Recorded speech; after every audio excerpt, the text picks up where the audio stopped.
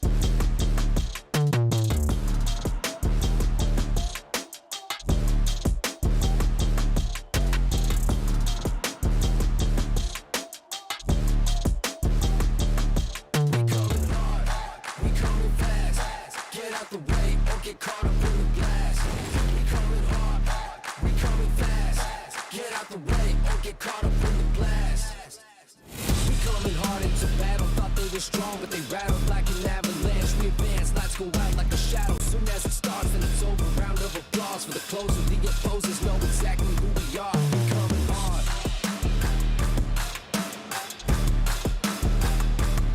We coming hard.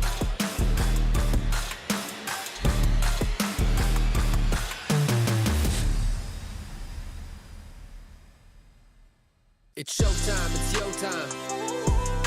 It's game time, it's go time. You got one shot at a gold mine. It's showtime, it's your time. It's game time, it's go time. You got one shot at a gold mine. It's showtime.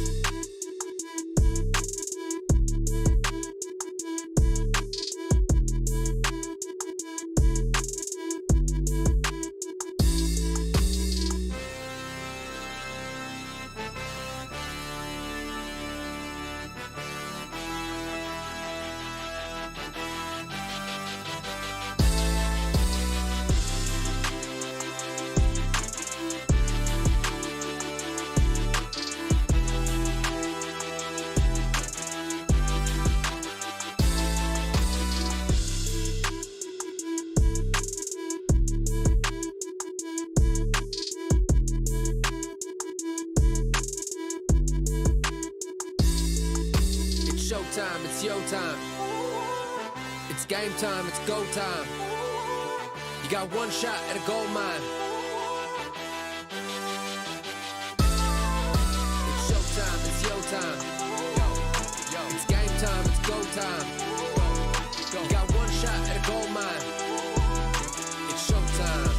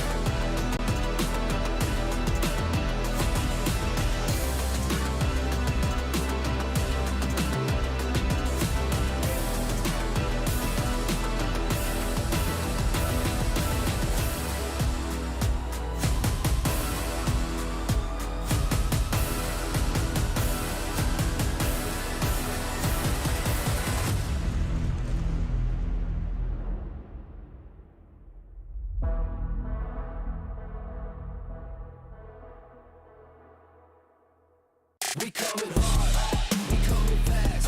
Get out the way or get caught up in the blast. We coming hard, we coming fast. Get out the way or get caught up in the blast. We coming hard into battle, thought they were strong, but they rattled like an avalanche. We advance, lights go out like a shadow. Soon as it starts, then it's over. Round of applause for the close of the opposers. Know exactly who we are. We coming hard.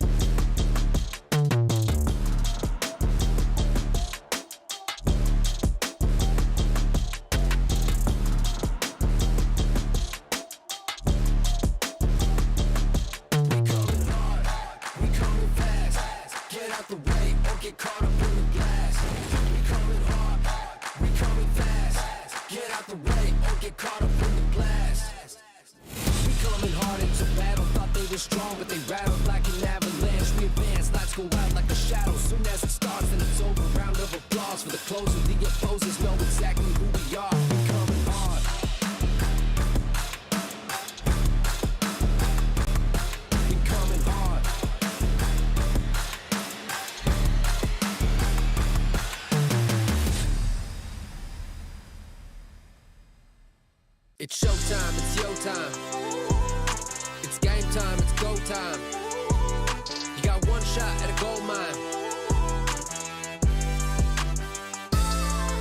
It's showtime, it's your time. It's game time, it's go time. You got one shot at a gold mine. It's showtime.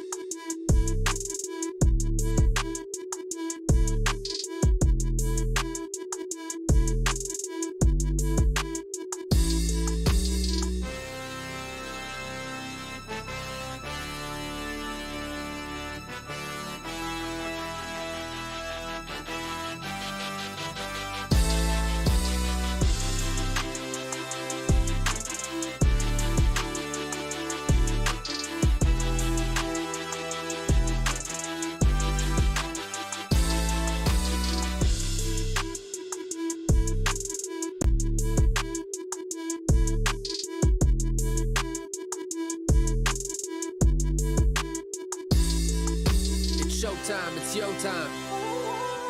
It's game time, it's go time. You got one shot at a gold mine. It's showtime, it's your time. It's game time, it's go time. You got one shot at a gold mine. It's showtime.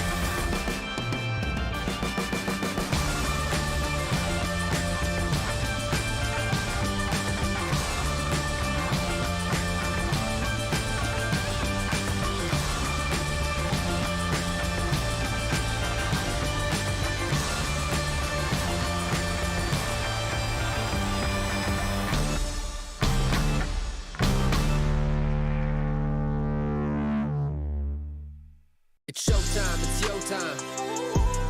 It's game time, it's go time. You got one shot at a gold mine. It's showtime, it's your time. It's game time, it's go time. You got one shot at a gold mine. It's showtime.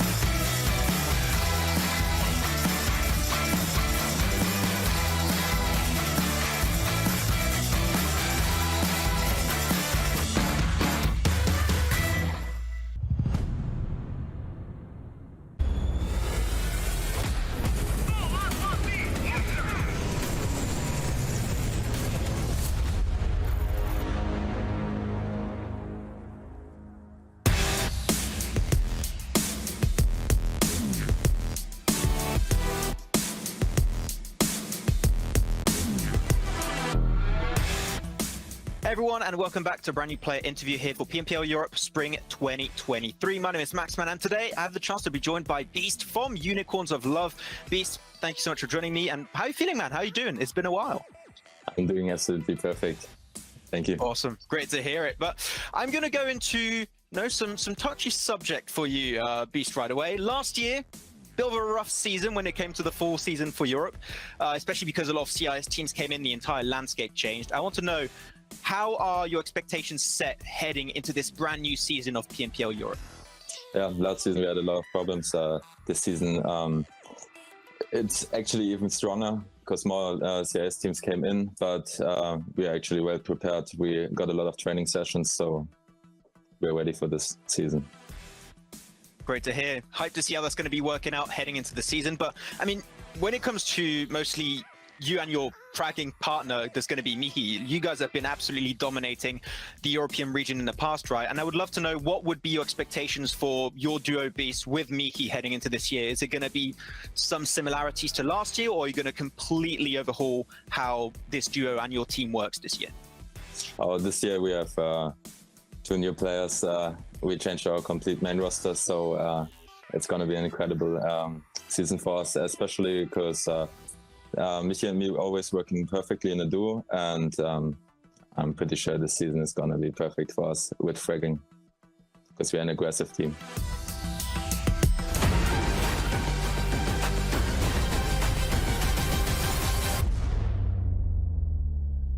We coming hard, we coming fast. Get out the way or get caught up in the blast. We coming hard, we coming fast. Get out the way or get caught up in the blast. We coming hard into battle, thought they were strong, but they rattled like an avalanche.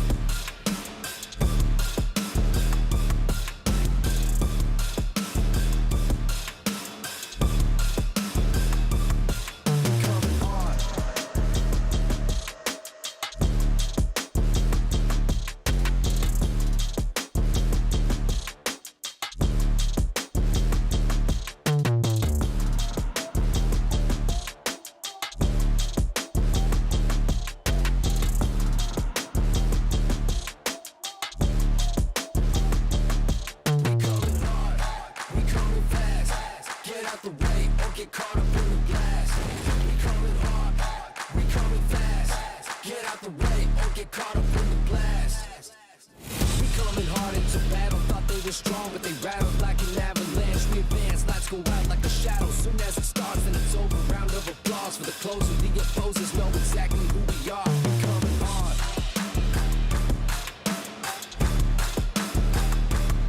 We coming hard.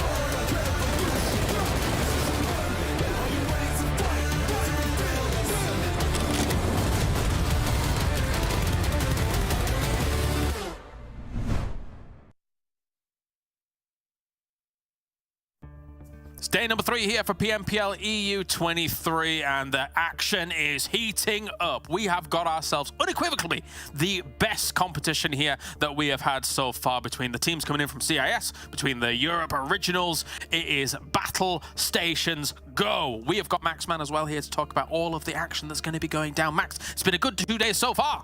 Yeah, we had a lot of questions after that first day, and I think there's some teams that maybe struggled in that first day started a comeback. We'll have time to talk about some of those teams later on in this pre-show, but I'm hyped to see if some other teams at the bottom can try and maybe start their redemption arc here on this third day. All right, well, first things first, though, you guys get involved as well over on social media. You can join us on TikTok, YouTube, Instagram, Facebook, everywhere and anywhere here, and make sure to use the hashtag PMPL EU as well. And Max, I'm hearing we have goodies to give away.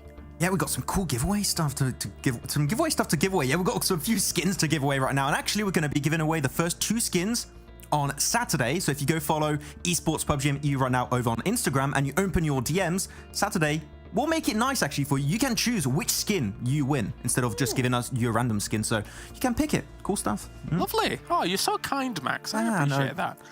All right, well, let's talk about the format here and what is going to be going on, because of course, you guys, by the end of all of this, we'll know it and love it. We've got ourselves 6 days each phase, 20 teams participating, 12 teams go to that Vikendi at the very end of it all.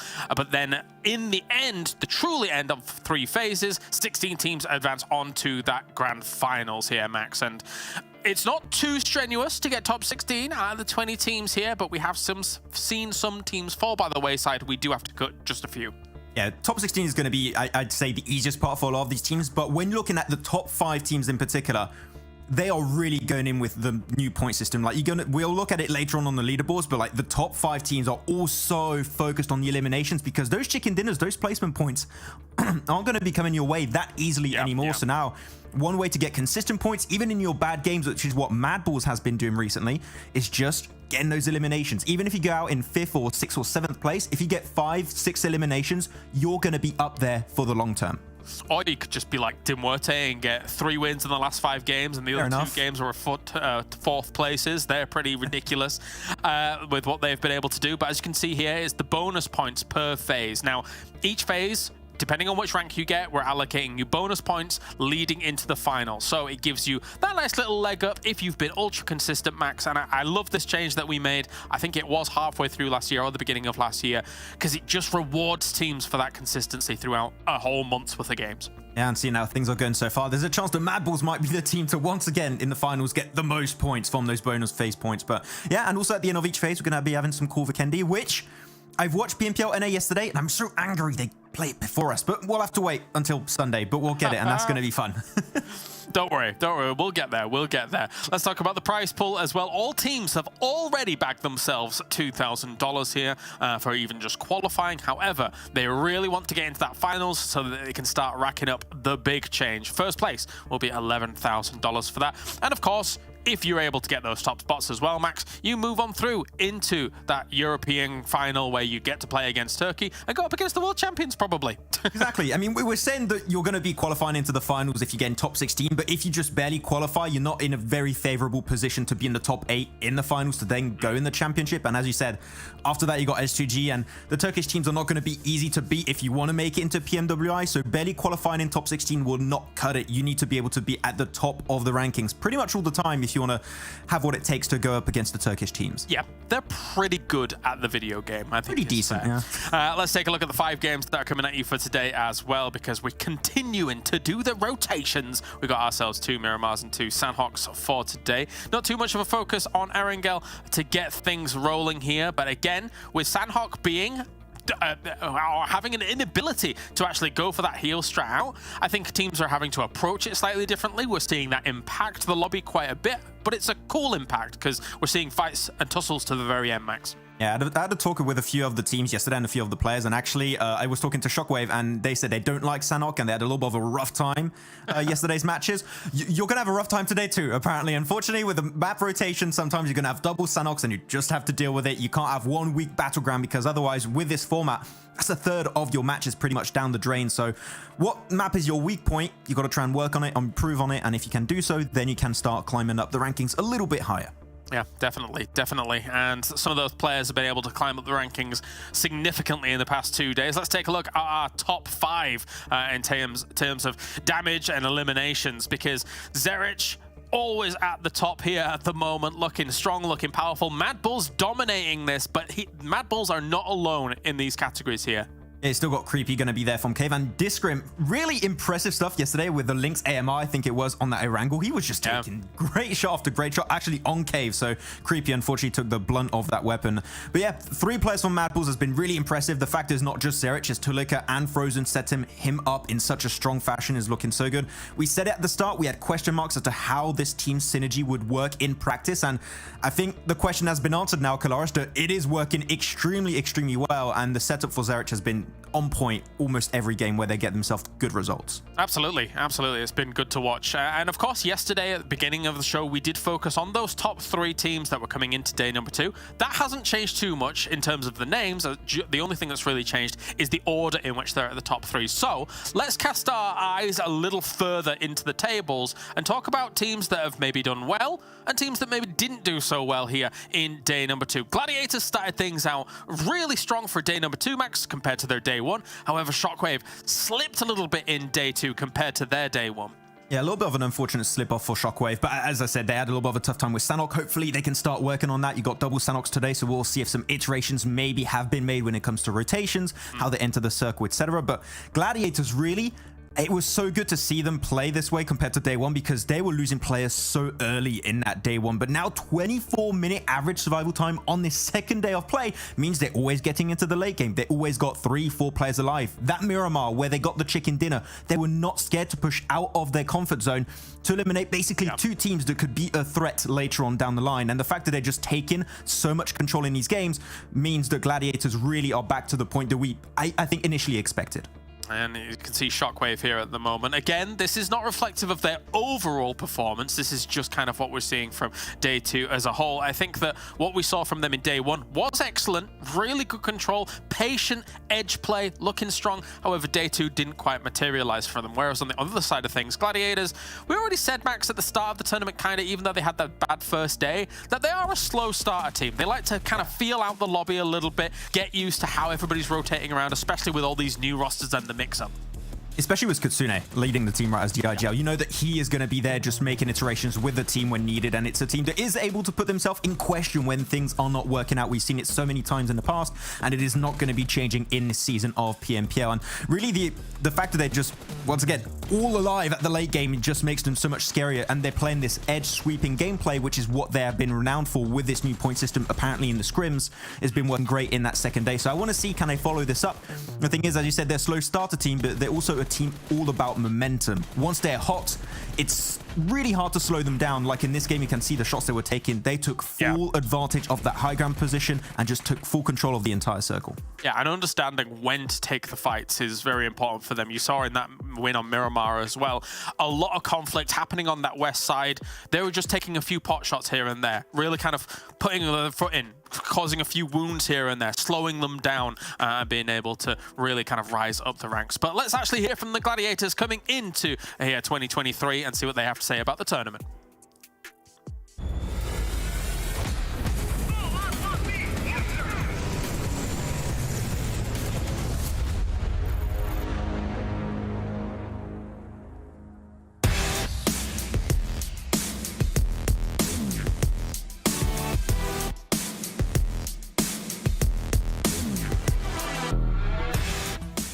And welcome back to another player interview here for PMPL Europe Spring 2023. This time I'm joined by Tixi from Gladiators. Tixi, thanks so much for joining me for this quick interview, and I'm going to jump right into it, especially in the topic of PMGC 2022, where things didn't quite go your way and you were not able to make it into the finals. How have you personally, and also how has the entire team of Gladiators made it through that experience of PMGC? Но на нас очень сильно повлияла отмена PMPL CIS в 22 году, первого сплита, когда его просто приостановили, и через пару недель его просто отменили. И нам пришлось 6 месяцев просто ничего не играть, и не было какой-то определенности. Но по итогу за месяц до старта PMPL Европы нам предложили сыграть его. И только тогда мы начали готовиться. Well, as you said, there was a lot of uncertainty heading into 2022, but now 2023, you and your team of Gladiators are playing in this spring season. Do you feel like you had a lot more time to prepare and hopefully be ready to secure this first place this time? Мы также много будем играть, как играли прошлые года. И разбираем игры, просто готовимся на праках. Но ничего сверхъестественного мы не делаем. Просто подготовка. Just like always, well, we're going to see if that's going to be working out for you guys in this season of PMPL Europe. But of course, as we will know right now, you guys have been stuck together as the same team for so long. I mean, you, Tixi, Meku, Matic, Kitsune. What would you potentially attribute that success of this roster so far and why you guys have stuck together for so long? Но у нас есть одна цель, которую мы не закончили. Это, наверное, победа на PMY и стать чемпионами PMGC.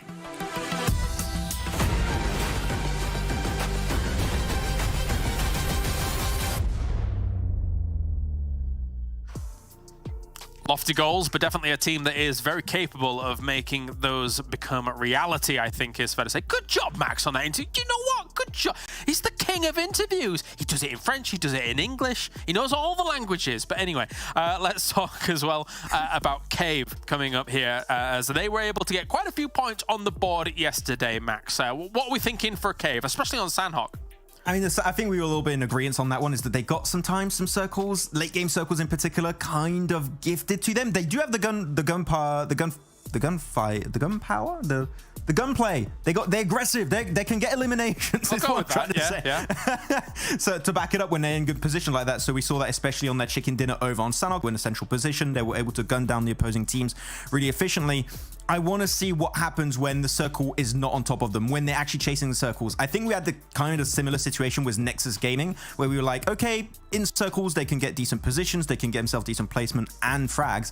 But what if they're not in the circle, and how are they going to be able to adapt to that kind of situation? And I would say, Cave, I have similar expectations and questions for today as to if they're not in these circles, how are they going to make the plays? Because they can rotate, but sometimes a little bit slow. So that's the big question mark I have for today. Yeah, their top positions on their podium finishes so far haven't been super flashy of Caves. So let's see what's going to happen if the adversity is put up against them here. We can take a look at the overalls as well in just a few moments time here to kind of set the picture for today, because we at the moment have what is quite the lead here, I would say, for MUERTE. Not necessarily against like MADBULLS and, well, to a degree NEXUS, but the fact that they are 35 points ahead of 4th place shows that just 1, 2, and 3, Max, are doing a lot of work here so far in the first 2 days. Exactly. You got this three-team pack that's just running away with the current lead in 2 days of play. The fact that they only got 8 games played and this lead is as significant as you already said is really, really massive for these guys. And from what we've seen so far, especially for MADBULLS, they're going to be a consistent team. I expect them to do the same today. MUERTE, currently, they're on the streak of 5 games in a row where they got himself top 5 finishes every single time. 3 of those being chicken dinners, 2 of those being the top 4 finish, and they still get himself decent eliminations in every single time.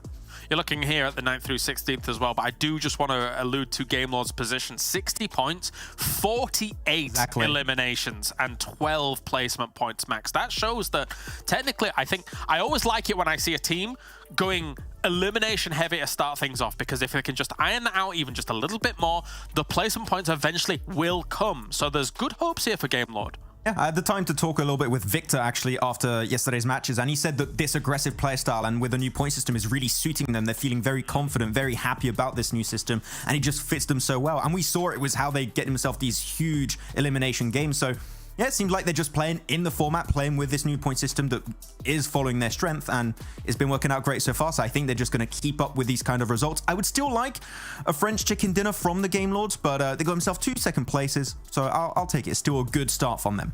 Fair, fair. Yesterday we saw some spicy circles as well for these teams to actually deal with. I mean, whilst we were watching the Novo finish, Max, we were saying to ourselves, I can't remember the last time I've played or seen a proper Novo finish, but there we were in the midst of it, and you had teams like VIRTUS.PRO, like MUERTE, trying to battle out for it, and MUERTE came out on top. They're looking really primed here for this season. And actually, the team that I think you predicted, and I think it was John or Blank that also predicted him, was Major Pride. And Major Pride, sure, not a team that's made big waves so far, but with how they played that Novo approach, they had a really good compound, good defense against a push of, I think it was potentially Goat Team or maybe Cave, one of the other teams coming in from the western side. So overall, I think that Major Pride, if they continue down that kind of vein, we could expect some big things today, because this is a team that on paper with their composition is looking so strong, especially with having effect in your ranks. So yeah, Major Pride, if I expect anything today, I would like to see some good elimination games coming their way today. I do feel like they do need a bit of a boost, you know what I mean? I mean, Major Pride currently sat at 9th place. The only time that they've even got close to a podium finish was a 4th place in their very first game of the tournament, technically, which was round 2, as they missed out on round 1 due to the group shuffling.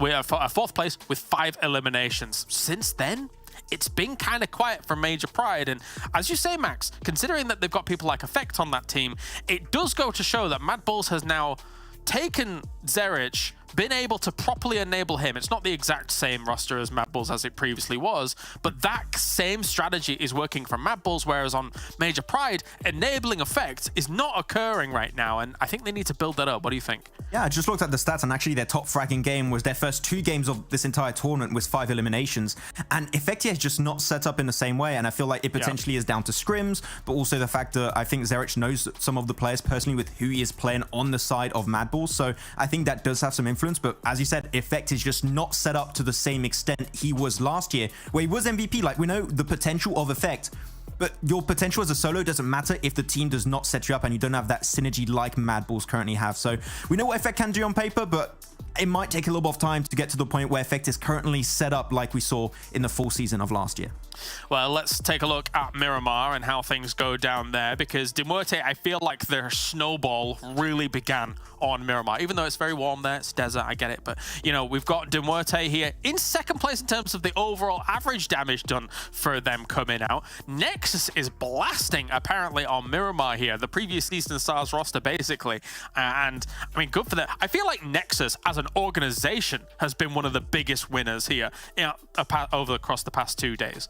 100%. I mean, we've had so many players from Romania in the past coming into this PMPL, and it's been potentially tough for them to actually win in this new landscape with so many CIS teams coming in. But like, I can tell you, the Romanian fans are going like mad over on socials, especially on YouTube, because it's so good to see Nexus doing so well despite this ecosystem becoming so much rougher in the European region. So yeah, I mean, we had questions, are they going to keep it up after what they did in day 1? And the answer so far is yes, they can keep up these kind of results. It's only 2 days over the scope of like 21 potential total days, so it's a very small proportion, but I think they can do it because it's just a consistent playstyle. They get decent eliminations when they get into the late game, and eliminations is the name of the game for the season, and currently it's working out great for them. So yeah, Nexus, keep it up. I think they're doing fantastic so far. Yeah, definitely. All right, well, that is it. We've set the scene here for day number 3. We're almost at the 50% mark here for phase number 1. So let's head over to John and Blank here to get things going in the desert. We are going to be heating things up. Thank you very much, guys. We are into match number 1 of day 3. It's Miramar, as they rightly pointed out. Stories of teams rising and falling and finding their feet in this new format, Blank. Yeah, I mean, there's a lot of teams starting to move up the ladder a little bit. Nexus, obviously being one of them. I think the guys on the desk touched on this perfectly. But for Eastern Stars, this is always a map that they performed really well on. Honestly, before, it kind of felt like Eastern Stars were leaving it very much the last minute to kind of pull something out special to bring themselves a points bump up, but that was to get in towards that top 16. This is not the case anymore. It's a team that is really having a good time towards the top of the lobby as well, John. MUERTE will not be playing in this first game. Their points total sits at 95 right at the top, a clear 10 points ahead of MADBULLS right now. So it is a chance here for MADBULLS and Nexus to try and close that gap a little bit in this first game of the day, but then they will obviously have to sit one out later. So just try and outperform them as best you can. Plane path heading from that northwest side down to near Puerto Paraíso, Blank. We've seen a lot of movement through this area at the moment, also in Impala. What we haven't seen too much of is these two areas of the map so far. I'd love to see a little bit more of these guys. This almost looks like a weird face that I've drawn on here, but that's fine. It's just the start of the day. But I'd love to see some more northern circles. This does cut off up towards Campo Militar and El Hazahar just a little bit on this plane path. But there is one thing that is particularly happy for one team in particular, and that is Gladiators up here. This team will be extremely happy with the La Cobraria drop getting out there nice and early. Yesterday, we saw them having to drop down towards Los Leones, and they played well from that position. Today, however, they're able to get their original drop spot and potentially can leverage something from this position. And I think if we saw anything from yesterday, it was that rise coming through from Gladiators. They look much more like a cohesive team, John, and I'm hoping that that continues today. Again, these guys are the kings of iterations, if not the losers when it comes to starting out this tournament strong. They're in 7th place right now. You can see that on the left-hand side of your screen. 42 points, less than half the total of the MUERTE and MADBULLS as well up the top there. Circle pops down southwest, so Chumasura Hills could be valuable rotational ground, but that western coast also pretty difficult to navigate, especially for the Gladiators coming in on top of MADBULLS and Dark Project. Yeah, I think for them it might be just a bit of a struggle, but we know that they are able to hold out this very, very strong position up towards the top side of the mountain, with Tixi up there holding down the fort, able to take shots, but equally this guy is as good when it comes to getting out of an engagement that might not be particularly good for him himself. So I think that this is something that Tixi struggled before, but I think this is one of the positions where he's actually able to realize that it's time to retreat, and probably one of the only positions he does in, because it is such an important spot on the map, right? It provides so much information going down from Crater Field to everywhere else, but if you lose a player up there, it's not really worth having. And I think Tixi, very capable hands to pick up that post. You said that there's a few teams underneath, Dark Project, MADBULLS, both very close to one another, two teams that have clashed before, and it was quite the mighty clash indeed. So neither of these teams will be easily giving up this position, but with so much space in El Pozo, you'd imagine that these two teams most likely won't even come in contact with each other. Dark Project, they've skirted out this southeast side. 2 players already further down, but excuse me, is ahead of them on the queue. Further south, Shockwave, we talked about their downturn a little bit yesterday, right? We talked about how they didn't have the same power they did in the first day.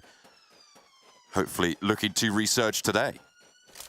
Yeah, potentially. I think for Shockwave, there was some good stuff done on that first day, and I think they attempted to leverage some of that coming into day number 2. However, leveraged it a little bit too heavily and ended up flipping the entire car on its back. So I think that when you look at this team, first day, some strong players from Aza and Terminus alike able to pick up some very strong off angles. Second day comes through, and those off angles just become a little bit too spread, in my opinion, to the point of where you have this team that is so heavily split that they're unable to support one another. So hopefully today for Shockwave they can bring things in just a little bit, maybe pull themselves back together, because that felt like something that they were ending up struggling with a lot. So for Shockwave, I think they play better as a team with a slight focus on those off angles, but not so much that it splits the entire team in half. Furia harassing the Dark Project rotation south from El Pozo. In the meantime as well, Avalanche have moved in to the north side of Monte Nuevo, so they'll be behind in the queue there as well. ARR, the first team to really sort of break out for that southwest corner, playing in Miramar, in that southwest side. No one really too close to them just yet. You don't want to commit too far south at this stage though, Blake. No, and I think that this is the big thing, because there's a lot of good areas on the map at this point in time that you can pick up, but one that not a single one of these circles has actually headed up towards yet, because there's a lot of variance in where you want to play in this next circle, Circle 2 being our biggest shrink in terms of landmass being taken out of the picture. So I think that looking at this one, we'll have to wait and see, because again, there are some strong positions around this map.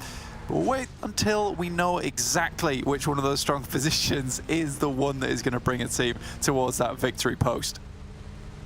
VIRTUS.PRO, a little bit of trouble on the roadside, but 3 players in a vehicle driving straight past a player from Excuse Me. Beck will spot it, and that's an M249. That is so many bullets headed out that way. Fortunately, they've got a suppressing line of fire from somewhere to try and take this one down, and they can just roll up.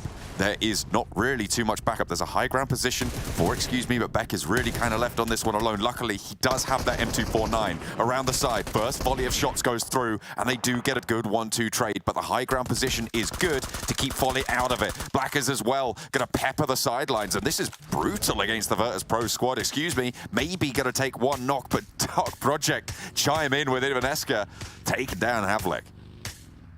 Excuse Me, not happy about this one. Got themselves into a situation they couldn't easily break out from, and VIRTUS.PRO happy within this compound the time being. Doesn't provide you a huge amount of cover up towards the high grounds itself, but what it does do is allow you to take some really good pot shots to anyone who's going to move through this area. Another team that you can see already barreling their way through is GameLord. Now you wonder if VIRTUS.PRO are able to bear the brunt of this after taking such a fight earlier. However, they might just be able to spring back into action and do a little bit of damage to GameLord before they find a good spot within the circle. Yeah, GameLord seem to be sticking to their side of the road though, so maybe just staying safe on the top of that ridge line before they rotate further south. They might have heard those gunshots earlier if they were in range. MADBULLS have broken out from El Paso as well and headed southwest. The KASIK team on the east of GameLord even. Dark Project, shots over towards the remnants of VIRTUS.PRO. 3 players managed to survive that engagement for VIRTUS.PRO, picking up 2 points total.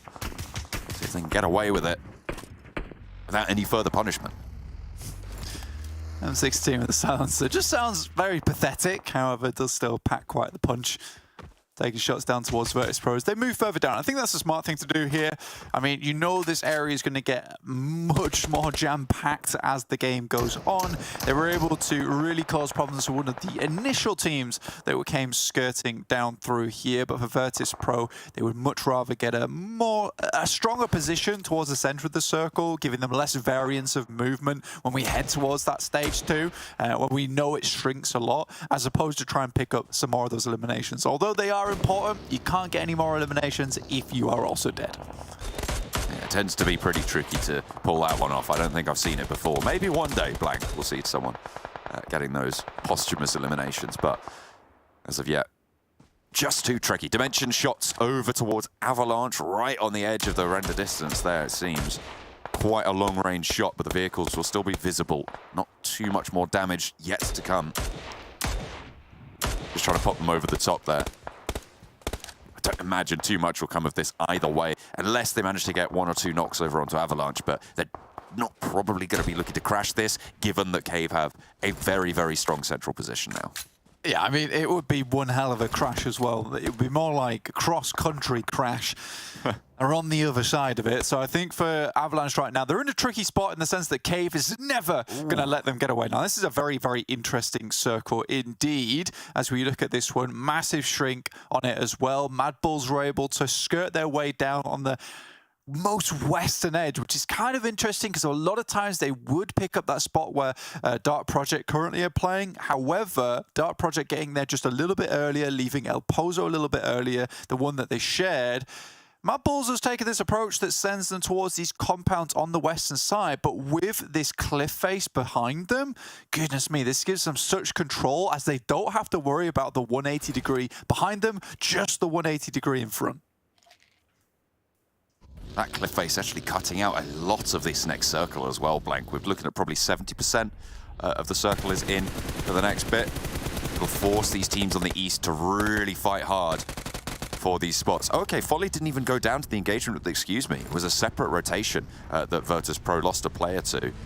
So they were managing to get through that one fairly succinctly.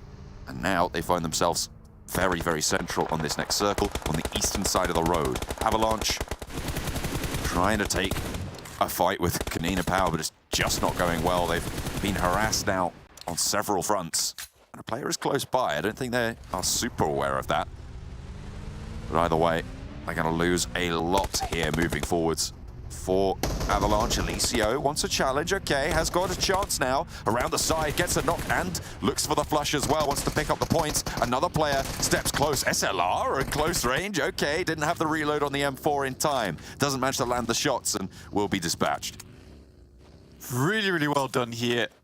Overall, I mean, for Avalanche, it was always going to go this way one way or another. As soon as they got caught on their rotation and Cave slowed it down, the areas that they could actually head towards became very, very limited and actually been taken down all the way on this eastern edge. They just kept heading into more and more teams as we're playing a very central focused lobby. But we're getting to stage 3 very soon. And already you've seen the lay of the land being very, very curious. At first, MADBULLS did take this 2-2 split, but as they know there are so many other teams that are wanting to take position here, life becomes very hard. Gladiators have actually managed to cut in south of MADBULLS' position. I think they sent between Dark Project and Game Lord. I'm not entirely sure. I'd have to go back and look, but that's what would make the most sense to me. And they've managed to get to the western side of the road and play a 3-1 split now, Blank, south of the MADBULLS. It's very unlikely as well that we'll actually see this head too far over towards La Driera. So I think that more than likely anyone that's been able to cross that road, albeit being very dangerous, right, to get there, does have a significant advantage going forward. In the meantime, we are seeing some players taking casualties. I think SHOCKWAVE just took a knock. Not sure here, but it looks like there is some fighting going on between Dark Project and SHOCKWAVE currently. Don't think anyone's down just yet. Maybe it was an instant flush. No, it's a 3-1 split right now for SHOCKWAVE. You can see their back post Trazen just on the tip on the north of that mini-map there that we had before. Dark Project playing with 4 as well. They know there's players in here, but SHOCKWAVE are going to have to leave Dark Project slightly ahead of them. This road crossing, very, very risky. But Madness not quite with the lineup, and actually waited to be knocked already. So this is very interesting as well, because we look at the map here. This is probably one of the most important areas. You can see both Gladiators and MADBULLS holding. It gives you great sightlines down this way, great sightlines looking up this way as well. And the best thing about it, on this tiny area here, is just a little ridge side, which you can look over the top. So both Gladiators and MADBULLS, great position to be in right now. Having a solid stronghold is going to be so important. You can see SHOCKWAVE trying to move in. Dark Project matched them move for move, heading west, and shut them out once more. Or trying to anyway, as they do come into conflict. Again, KASIK team Game Lord on the eastern side now. Back and forth with the nades. A knock already over to KASIK team, but Robs gets spotted by Unicorn. A lovely little pickup on a forward position for Game Lord, and that might open the floodgates. The res has already come through. KASIK team are 4 players strong now. They can start to move in with the flush onto Robs. They can start to find their ingress, but Unicorns of Love are going to chime in. Unicorns of Love further out of the circle right now, with KASIK having them at their back. It's going to be very, very tricky for them to make this push. They just lost too much time to that knock, going for that res, and now this might be a chance for Game Lord to put the pieces back together. It is. We know this team loves to get a lot of these eliminations. I mean, Claris on the desk was even highlighting that, 12 placement points, 48 eliminations. An unbelievable result to be sure. I think for Game Lord, things are starting to get just a little bit tricky with the 2 players they still have on side, but that hasn't stopped them from getting a lot of eliminations in the past, and picking them here and now would be really good, because if they can get out of this tricky situation between them, KASIK, as well as Unicorns of Love, or just live out just a little bit longer, they have great sightlines looking down towards a lot of these other teams. This is one of the important positions, this ridge side, that a lot of teams decided to take up early. Cave even taking up one of the more prominent compounds down towards the southern side. We know this team has good ideas of where to go, but KASIK getting pulled to pieces by Unicorns of Love by that nade. 2 players from Game Lord now facing off against Unicorns of Love. Ingush, the wild card, as a little bit of a topsy-turvy turnaround here. Mickey shots through the window, easy flush to pick up the point. Ingush goes down as well, and the Unicorns of Love just swept this fight up. What an excellent third party coming through. In the meantime, SHOCKWAVE have been a little bit dismantled by Dark Project on that northern side, but Dark Project are not without casualties either. The good news for SHOCKWAVE is that they are all still technically alive, even if they're in really bad shape. very bad shape, but Latte moves out. Terminus has to do big things here. They didn't play split. They've played together. They got one player up with Trazen. This is quite good. A semi-auto shotty as well available, and Latte quite low, but on either side, there's a triple mow down. Very well done from Dark Project to make that happen. And you don't often see that either, John, where you see two players very confident not to go for the refrag, but instead just go on both sides of it in this pincer action with no support from behind. And that is what Dark Project's very good at. MADBULLS are rolling all the way up. They want to clear their backfill. This is two players from the MADBULLS. Frozen and Tulika have made a rotation away from the MADBULLS hold. MADBULLS, this is sensible. They know that they're not going to push from the east. They know Gladiators aren't going to push from the south. They can afford to move this.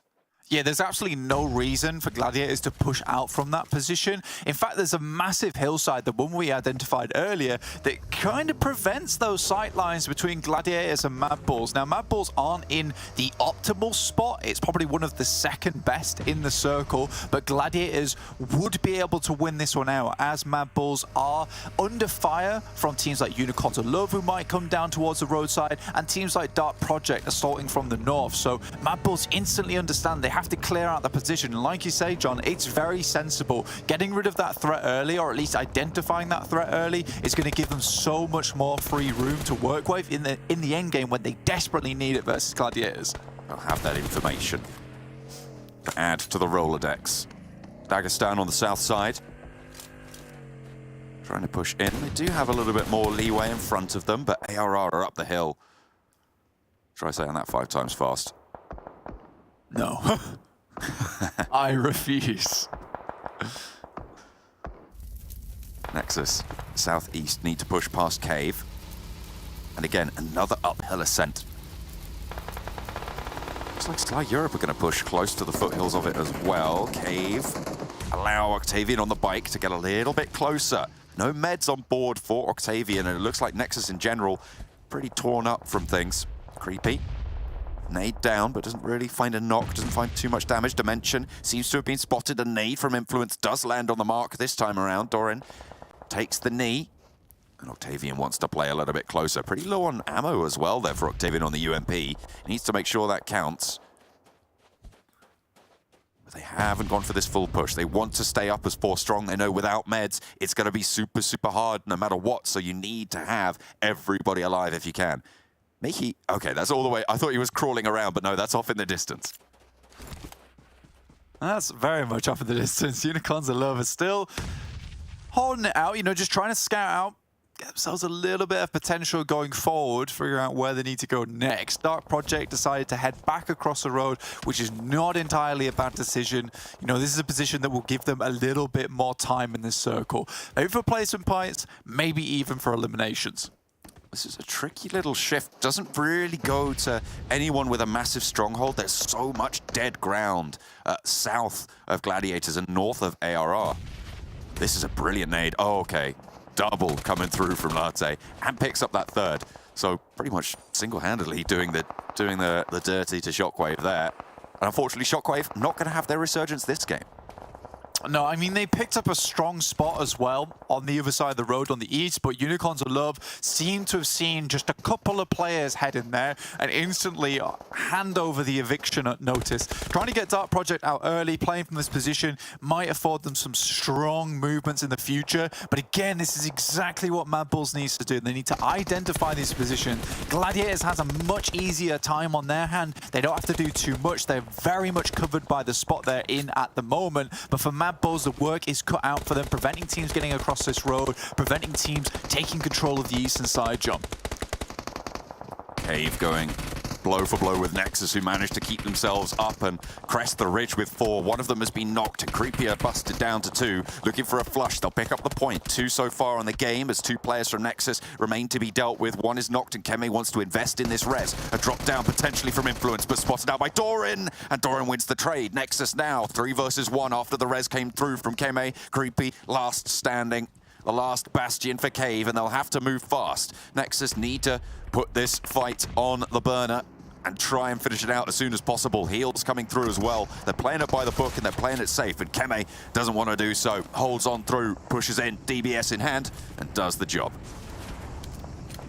Nexus able to get rid of Cave, which is a victory of its own right, but at the same time, it feels like a hollow victory because they have to go further beyond now, heading down towards the roadside, which, as you can see, is very dangerous. Unicorns of Love been pressured by MADBULLS, actually down towards the south side. The ideal result for them, but now Unicorns of Love in a very good position to take shots over towards Nexus.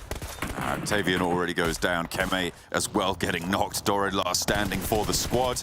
As Keme gets flushed out from the back there, I think Unicorns managed to pinch that one away. In the meantime, over on that north side, MADBULLS are making their southern rotation and the Gladiators are trying their best to fend it off.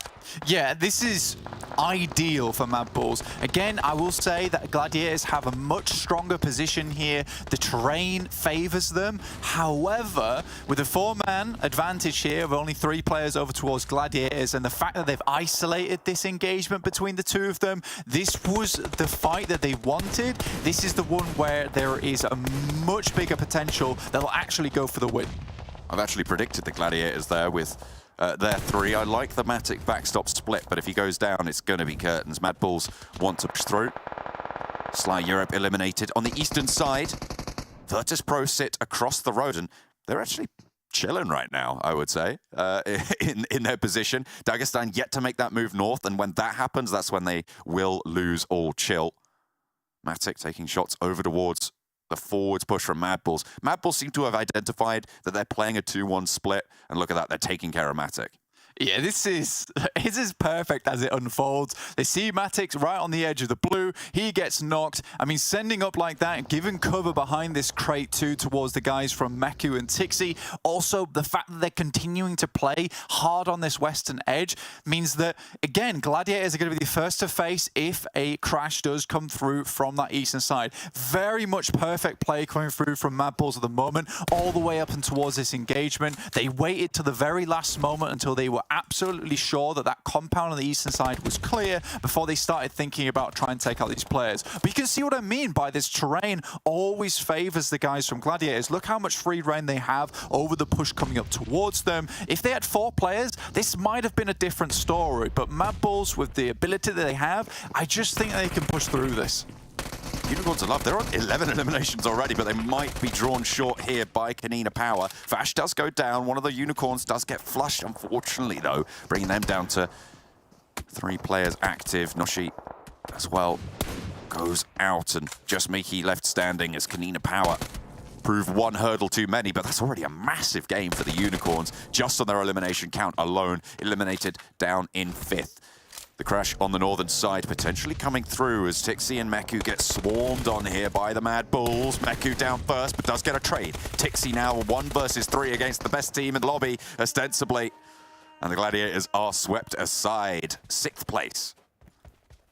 Fantastic stuff there coming through from the MADBULLS. I think Gladiators put up an admirable fight versus them. Unfortunately, it did not come to pass. 1 player down. Now, Kalaris actually predicted down over towards AAR. They had a really good compound, one that is very defensible, but they realized that at some point they would have to move out and start taking claim over the rest of the lobby. Now, MADBULLS hold a pretty strong spot, that ridge side that we were talking about earlier, which allows them to take shots over towards KONINA Power fairly safely, but they do still have to worry about AAR, but Elementrix actually knocks himself. Dagestan first for VIRTUS.PRO, second as well, coming through, pushing in, and Purple's now last to fend off against it. Can't hold the fort, and no knocks to Dagestan speeds up their future rotations. Still, there is players waiting in the wings. Like you said, KONINA Power, Dagestan still have a fight into this one. In the meantime, Elementrix tries to pull a fast one on MADBULLS with a very heavy western rotation. Unfortunately, with the little high ground that this position provides, the one that we talked about earlier, it is so hard to creep up on the guys from MADBULLS at the moment. Now again, they're on the northern side, so Dagestan, KONINA Power might be able to make something happen, but crossing this road, which will happen shortly, should be the end for KONINA Power. ARR trying to solidify their position right now. They've left a big backstop. Vash knows that MADBULLS are there, but I'm sure similarly MADBULLS knows exactly where. I have to do nothing. I don't have to do anything up in that position. Next circle just about to come through. biggest difficulty right now for a lot of these teams is the circle. Heads directly center. Now, MADBULLS might want to take a position where they'll rotate round all the way on the western side and then pull in towards the backstop of AAR after seeing that they were able to knock and flush out Elementrix. They should know that the central team is a 3-man team at the moment. So Zerich takes some pot shots off. They might even potentially send Frozen out as a scout forward. But again, time is ticking for Dagestan as well as KONINA Power. Dagestan having to leave one of their compounds they've been really enjoying the safety of so far. 4 players alive. Look at the open ground in front of them. If they can clear out the backstop for ARR, then it's going to be so much easier. But I mean, this is smart from ARR to have left that player there to stop Dagestan from doing exactly that. Unfortunately, it will reduce their capability of fighting MADBULLS to the north. Yeah, it really does weaken them, but Fash actually crossing the road here, leaving 2 players behind is smart, but finally they move out. Flique behind, waiting as backstop, but quickly sent through is the rest of the team. AR did weaken themselves massively by leaving only 2 players here, but I think the principle is correct. If Elementrix did not go down the way he did, then potentially this is a very different game for AR. And they immediately see the MADBULLS pushing up and regroup. ARR want this hold. KONINA Power getting shut down. First to fall is Fash as MADBULLS play that 2-2 maneuver off against each other. Another player from KONINA Power falling, and that is them just going to be wiped away. 3 teams now remain. Frozen spotted on the hillside, but Zadira can't quite land those spray downs, and Shifu falls to Becca. Flique looking over towards Dagestan now, and Becca sent upon by the rest of the team. But doing a great job. Tapok in the back lines is working very well, but Limbo Boom going down. I think this is the end for Dagestan. AAR and MADBULLS have put up a very admirable fight, and we're down to a 2 versus 2. Team versus team. Man advantage goes to MADBULLS. 4 players alive, 4 MADBULLS, 3 for ARR, but they've had the lay of the land for quite a while. Do the MADBULLS have it left in the back pocket? The answer, seemingly for Frozen, is yes. Becca has to win this challenge, won't be able to do so, and MADBULLS look 1 step away from taking this home. A northward sweep on the western coast, and the last player standing in their way is not going to go down without a fight and do a lot of damage. Hang on a minute, what's going on? MADBULLS, they've just lost 2 of their players, 3 of their players. Everybody's going down, and Flight's on the outside of the circle. It's all turned topsy-turvy. Kalaris is singing their praises because ARR, they are standing tall, and they're here. Flight runs straight on in, but taking so much damage. Where did that come from? What a stand-up coming through from ARR.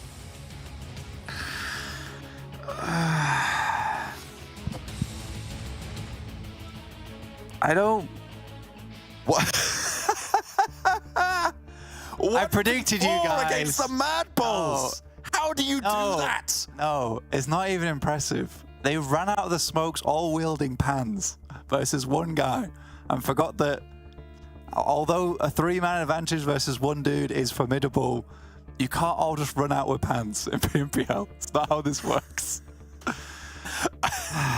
Well, that's 2 points down the drain, isn't it? Well, and Kalaris gets himself his first chicken dinner. At least you predicted a team that had 4 players, but... This is ridiculous. I think we're going to get a little quick replay, if I'm correct. Oh dear, we've got to see that again, sure. We have to. It is silly. Yeah, look, you can see them all switch the pan. Look at this! Why? Why? That is unreal. You've ruined my prediction game, MADBULLS. I'm not happy. I'm really not happy. I saw it happen, and all I could think to myself, this is silly. But you know, they're confident. They're confident. I'm okay with it. This player's a 6-point swing for Tapok and ARR, right? They got 4 eliminations extra, and they get the 2-point boost. Let's head over to the analyst desk to break down exactly why that was the best play we've ever seen in PUBG Mobile. Yes! Yes! I cannot believe it! What? What did we just witness? Again, you know, as MADBULLS, you're one of the best in the lobby. It makes a lot of sense here, but ultimately, maybe the pan strand wasn't the best situation to go for, Max. That was... I cannot believe... Okay, I know placement points have been reduced, but come on, like, you don't throw a game like that. What are you doing, MADBULLS? Like, so good. That was so good. You can even see the shock in like Tapok's eyes. He's like, well, I just got 3 knocks. I just confirmed them in 1 spray down. Okay, I mean, you can't say MADBULLS aren't having fun. At least, you know what? I'll give them that much. They're enjoying their time over in PMPL. In a normal world, MADBULLS wins that game easily, all things considered. But you know what? As you say, well, technically, all they have to do is get top 16, move through. Technically, they sacrifice what would be some potential points moving through into that final from getting some at the end of the phase. But man, AR, they needed this, and Tapok got it in style. Let's take a look. 17 points going the way of AR here. 13 for MADBULLS. I don't even know what to say, Max. That was just absolute wall-to-wall fantastic. 3 of those elims are owned in a legit way. 4 of those, I'm not too sure they actually were. But okay, fair enough. I mean, they get himself a... I mean, this is a good game for AR. They get themselves respawn. I really had so many big points to make about some of the teams, but I don't know if I can make them anymore. Yeah. But yeah, I mean, cool. I mean, in terms of placements and rotations around the map, at least they had really good control, right? Until what the hell happened at the very end. I do feel like they were a little bit too much in hiding from time to time. I feel like they should have punished MADBULLS a little bit earlier as they were rotating, but they just stayed in their dip. But they still got MADBULLS at the end, I guess, so it doesn't matter. There you go. Let's take a look at the highlights. I hope it's just that last moment on repeat for about 5 minutes, but let's see how it goes. For SHOCKWAVE to start things off, they were just a little bit too grouped up as a whole, really giving their opponents only one angle to have to deal with. Rough there for SHOCKWAVE. And as we saw these circles get narrowed down here, Max, throughout this game, it does create a big problem for a lot of these teams. There's not much room to play when it comes to this area of the map, because you've got so much cut off by unplayable area to start things in phase 1 and phase 2. Exactly. On phase 1, you already saw that, oh, okay, you got this big part of the terrain that you can't... It's not even like a water circle where you got so much water. At least you can swim in that. You can't even get there. It's literally impossible unless you break the game.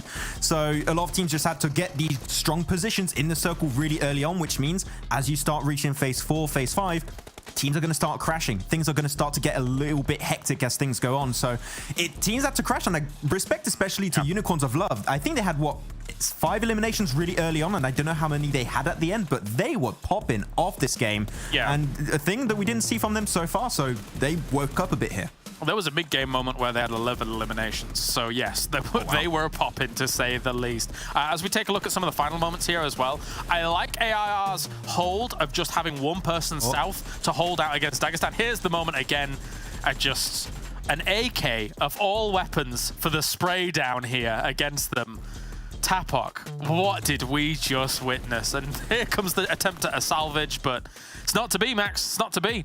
I wonder if Fleekit arrived, would they have also got the pan just to try and finish the job? I don't know if he would have just fully committed to the bit there, but I had so many points I wanted to make, but Tapok, it's all you need to know. He was there and he had the gun against the pans, and the gun is mightier than the pan, apparently. 3 pans specifically. I mean, there's 2 ways to look at it, right? Either always A, respect your opponents regardless of who you think you're going up against, or B, again, MADBULLS was probably just having a little bit of fun for the most part there at the end. But 1,243 damage is huge from Tapok to come in here. 6 eliminations for him. He is going to be very happy with that. It doesn't matter how it goes down.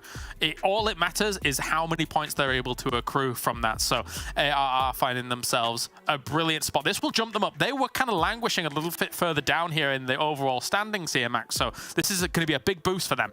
They were in 15th position before the start of this day. So, and because it's only 2 days now, we're entering day number 3, that's going to put them potentially even on the first page. And not even potentially, I'm almost 100% sure that's going to be putting them in this top 8 current position. So yeah, good step up from them in terms of overall points. Is can they just keep these points coming in? And hopefully this is not going to be a one-off, because this is fair to say, Kalaris, a very unusual game of PUBG Mobile we just witnessed there. I want to see if they can try and get some points when they don't have 3 players running at them with pans, and I mean, that will be good. If you think about it, right, we're almost nearing the halfway point of phase 1. A performance like that to get yourself above 50 points is probably going to be enough to get you top 16, to move you through and get you, say, some decent points getting into or trying to accrue towards the final. So that's big for them here, as we have Team teams that are still kind of sat around that 11, 14, 20 point mark here. So they're going to have to do a lot more work here to try and push things up. So let's take a look at the overall rankings and see how that has moved ARR. MADBULLS, actually, regardless of Pan shenanigans, finds themselves in first place here with 98 points. Considering the way that they were playing that up in the north, and unfortunately for Gladiators, they were only 3 players coming into this game. It was a nice blast through from MADBULLS up in the north, Max. Unfortunately, not having Kitsune, not having your IGL, it's pretty impactful on your game, right? And we did see the Gladiators did not regroup, and knowing what Gladiators like to do is they're very opportunistic. If they sense that you're on a split that you cannot really fully cover, they're going to try and punish that. They get himself the knock onto Matic, then they crash onto Meku and Tixi. 4v2 against this current MADBULLS roster. Not much you can really do at the end of the day. Though VIRTUS.PRO, a little bit more presence in this game. They got themselves a nice central position. They were going guns blazing on a lot of the teams that did not have strong positions early in this game, as we said already, right? There was not a lot of good positions at the end, so teams were eventually going to crash on them. So yeah, especially Purple and Off-Ace were doing some really good work in this match. So I want to see a little bit more of them. They got themselves some few podium finishes. I still want to see this VIRTUS.PRO win. I just want to see more chaos like we just witnessed. What a great start to the day. No. Give me more of that. Give me all right. Let's head over to the commentators. Let's see what they want to see here going into our Sanhok. Pan. Not that, basically. That would be ideal for me. I would not like to see that again. Although it was amusing. It was very fun. And I'm glad that, you know, there is a team here that is so confident in their ability to qualify that they would rather just, you know, throw away a chicken dinner and try and go for the pan play, emerging from the smoke to the sound of just pans being clashed like shields. I enjoyed it. And I hope they find a fantastic spot in the banquets of Valhalla for their efforts. I mean, they're going to have a tough time justifying that one, to be fair. I think we were running the numbers. It's a 5-point loss for MADBULLS to have taken that dip. They could be right now the first team to have broken that 100-point mark. They would be on 103 points, and not only that, they would have added to their chicken dinner tally, which, as we know, is the first and primary tiebreaker, where they sit currently, way behind MUERTE and NEXUS, who are knocking at their door. I just don't think they really care at this point in time, honestly, John. But at the same time, respect to them. They're having fun with it. They're currently sat right at the top at the moment. This circle here is cutting off a lot of the map, to be honest with you, but again, we know that Sanhok is easy enough to head towards. Now, there was a rotation made by Dark Project, and it's still made quite frequently, but look at this. If we look on the screen at the moment, Dark Project, after all that they've done so far, 45 points currently. It's not amazing for them at the moment, and we'd like to see more from them. Again, this is a map where they're able to make these interesting rotations over towards Hatin, which is good enough for them, and SHOCKWAVE have been caught out by it before. However, SHOCKWAVE not playing means that Hatin completely open right now. This is a position that someone could pick up quite easily, take that for themselves, but we'll have to see when we actually get in towards that circle. On the other hand, again, we have this going on. Excuse me, as well as Game Lord dropping on one another. In the meantime, though, I'd like to see this split coming through from the VIRTUS.PRO guys have a little bit more effectiveness. We saw yesterday that they kind of took this position over here, down here, and also here, and then we got Game Lord heading up towards this position here, which afforded them so much safety. So VIRTUS.PRO, I don't want to see them giving up these free and easy spots on the map. Have got that split, but they didn't have the Gladiators to contend with rotating away from that area in the last Sanhok where we saw that. Game Lord, they took some pretty heavy hits, taking 2 knocks early. Looks like they managed to res one of them up at least.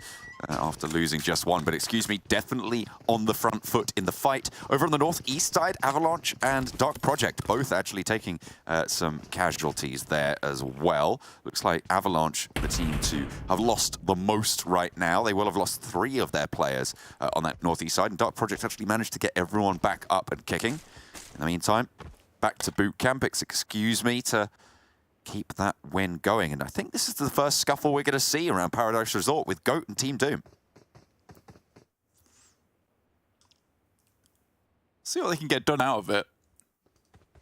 GOAT and Team Doom, though, over in Paradise Resort, a position we were talking about yesterday that should be more heavily sought after, I think, as a position where you can move down and pick up some strong positions afterwards from. And with KONINA and Power not playing, obviously teams are going to try and take up this spot for themselves. So I think Goat and Doom both identify this, try and head in, though my bets are a little bit more on Goat at the moment. Back in around the side of Victor, lying in wait, the Serpent for Game Lord, but unfortunately has to bow to Havlik as he turns the corner and gets the job done. Game Lord eliminated, but at the cost of 2, for excuse me. This has gone badly for both of those teams involved. VIRTUS.PRO in the meantime, blank on that south side, have regrouped to the compound that they did previously on that junction to the west of Quarry to the south of Boot Camp.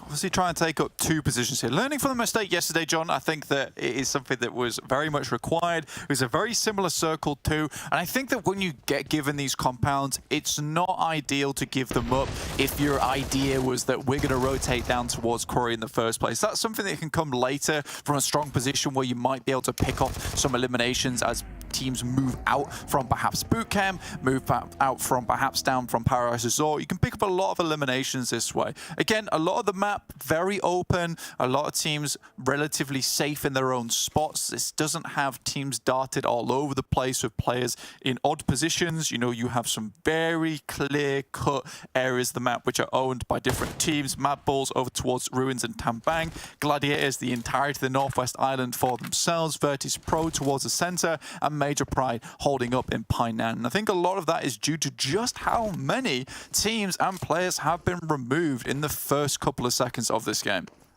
ARR north side of Boot Camp, 4 players go to the back. We'll need to try and handle business. Full regroup from VIRTUS.PRO. Everybody now taking a little bit of a breather from the chaos that we've seen. As you said, a lot of players going down early. So they just want to conserve their troops. Tixi, the outpost for Gladiators, they head all the way up to Camp Alpha on that northwest side. And they can chill out for a little bit, but they're probably going to want to try and think about having an outpost on that south side. Could potentially go for a 2-2 split on the north of that compound on the river, on the south side of the crossing, or all the way up into the hill, but it's a difficult regroup if they get put under pressure.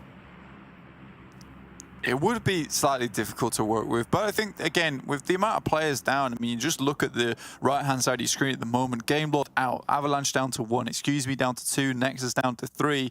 You know, this beginning of the game becomes so much smoother for these other players because this map was never designed to hold 64 teams, and especially at the new rate at which the circle's enclosed, it does force a lot of engagements. But with a lot of those engagements happening so early in the game, you know, this could be a very chilled out first couple of minutes. And I say that as Europe heads up towards KASIK team. They just cannot get enough in EU. Reflect once more as well around the tree trunk. Gets another with backup from the rest of the team, and Europe are spinning the jaw right now of KASIK team. It will be successful, keeping everyone alive. And the first clean wipe I think we've seen. Definitely the first clean wipe we've seen so far. Clean-ish, let's say, but, you know, only losing 1 player is still fairly decent for the Troubles, and that means now Sly owns a very large and vast territory down towards the south side of Quarry. Very nicely done, and also means they're most likely not going to come into competition with anyone else till much later in the game. Dark Project does move down from that eastern side past Barn. We'll be making that similar rotation we saw with the boat from earlier. It just doesn't make sense now, but for them, they can insert themselves a little bit later on under, you know, a little bit of stealth, which will be nice to see. And if Sly Europe aren't prepared for this type of thing as they swing underneath Quarry or even over the top of it, this could potentially be a problem. VIRTUS.PRO, on the other hand, firmly on that compound now in the center. Happy days. Thank you, lads. It's good to see that you have learnt your lesson from yesterday, and very quickly at that. Hopefully they'll be able to exert some strength there. Major Pride took the compound out to the west, which is very, very strong as well. Has those walls surrounding it on the compound just north of Painan. Breaking out that way. Gladiators looking like they might want to move on in. Nexus swinging over on the north side. Still a little bit slow on their rotate after their scuffle. Avalanche maybe even trying to swing in behind them. You can see on that northeast side, they've still got their player out over towards Mong Nai, which is very, very far away, and going to be back in the queue behind GOAT team, behind Team Doom, ARR as well. Yeah, Jay's all on his lonesome, not likely to go much further in this game. The best he can do is try and eke out some eliminations where he can. But other than that, I think for Avalanche, that initial engagement did not go well for them whatsoever. Frozen and Zerich currently leading the charge in terms of knockouts. Not surprising to say the least, with both those players being very much at the forefront of the MADBULLS at the moment, with Chulika and Flieke providing some excellent support from behind. You know, the most frustrating thing about that game on Miramar is it was almost a disrespect move to literally everyone else in the lobby, because they played it utterly flawlessly throughout the entirety of the game up until that moment. And you could tell that it was... Well, everyone could tell that it was just a bit of fun, right? But up until that moment, nothing had gone wrong, and every decision that they'd made was intelligent. It was incredibly intelligent, right? So for them to just throw away the chicken dinner like that, like it was nothing, it just shows what they think of the rest of the lobby. Yeah, I guess. I mean, it's definitely a statement, right? And to be fair, I feel like you need to connect with, I think, is it two or three pan hits, right? Strikes to be able to get an elimination. They've already tagged him a little bit, so I imagine it would just be the 2 melees. So all they needed to do was swing and land it. So it wasn't without difficulty, but yeah, absolutely. It is very much making that gauntlet throwdown to the rest of the lobby to say, you've got nothing on us. Pretty much, yeah. For Gladiators, though, strong position. I think they were playing with just the 3 players at the start of that last game as well, which isn't ideal, of course. But now playing with 4, have all of them in here. Matic, Tixi, Mekuk, and Kitsune, all moving down from that northwest island. A lot of scuffles going on. A lot of teams not afraid to fight here in this lobby. AR as well as GOAT getting in the mix of it. Leaving outside of Parasite, nothing happened between them and Team Doom. Happy to just share that compound for the time being. With the increased value of these elimination points, I mean, people are really going hell for leather on these Sanhoks. Proxy swings out wide, Elementrix feels the brunt of it. Very nicely pumped in with the auto shotgun. Really not much you can do at that range against it. Ooh, doesn't actually manage to pop the first hit, because Octavian there just pulls up short on the moped, and Team GOAT get rolled away by ARR. 2 players left standing. Octavian is in, potentially looking for a third party here. He's been devilish on this engagement and looks for more. Will spot out Becca before the res comes through, and the rest of Nexus are rolling up as well. Becca in a 1 versus 3. I mean, ARR, they're no stranger to these clutch situations. They've just seen one, but it's Becca's turn now. 3 players from Nexus, and I don't think they're going to be as forgiving as MADBULLS were at the last. Behind the rock, will not give the game away just yet. Waiting for players to move closer, but Keme has the wits about him. Checks every rock, every nook and cranny, and finds themselves the last of ARR. Yeah, there's a double backflip off the back of the rock into a prone with a DBS. It was stylish, to say the least, but with that many footsteps, it's hard to pertain exactly where anyone is in that situation. So you feel a little bit bad for Becca there, but good third party coming through from Nexus to solidify a spot up towards that northern side, which is going to give them a bit of pressure they can put on the rest of the lobby. Coming into our next circle, though, heads over towards Gladiators in an extremely good spot over here along that river confluence compound, with a little bit of pressure up towards that eastern side too.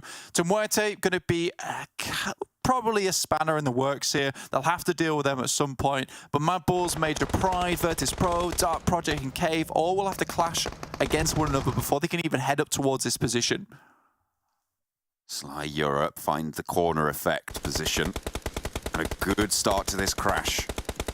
Major Pride have been holding for a while now, and getting that knock is a good opening. Not without its cost, though. Taking a lot of damage back their way, and a nice nade from Nomi slows things down even further. For Sly Europe, Nomi wants to put another one over the wall and maybe looking for the flush there. Doesn't quite manage to land that, and into the compound. They vault over the wall for Sly Europe, leaving the player down on the outside of the wall there. Looking to put these nades back on in, but no, not really landing too much. Nomi moving around, still yet to find the flush. VIRTUS.PRO here have an oversight and just get backed off a little bit, but not before Mandarin Feels the shots to the back, and 3 of their players are down. Only 1 player now for Sly Europe as VIRTUS.PRO spoil their day, moving west finally from their stronghold Junction compound. Yeah, and provided a lot of safety from this point. They will have got a good amount of loot too, so now VIRTUS.PRO can set their sights on something else. For Major Pride, though, very well played from Nomi. Understanding this is probably one of the more likely compounds that he's going to get third-partied from as a team moves in from that east side. Instantly sets his sight-ups there as he realizes the fight is all but finished between them and Sly Europe. Gets that single knock, and that gives them a lot of breathing room, right? That is the most important thing in that engagement, is breathing room that they desperately needed from VIRTUS.PRO. So the single knock allows them to finish off the final player of Sly Europe, and then get themselves back into a position where they can fight back a bit. Dimension, what are you doing? That's your teammate. He's trying to beat with that. He's trying to beat the ping out of him.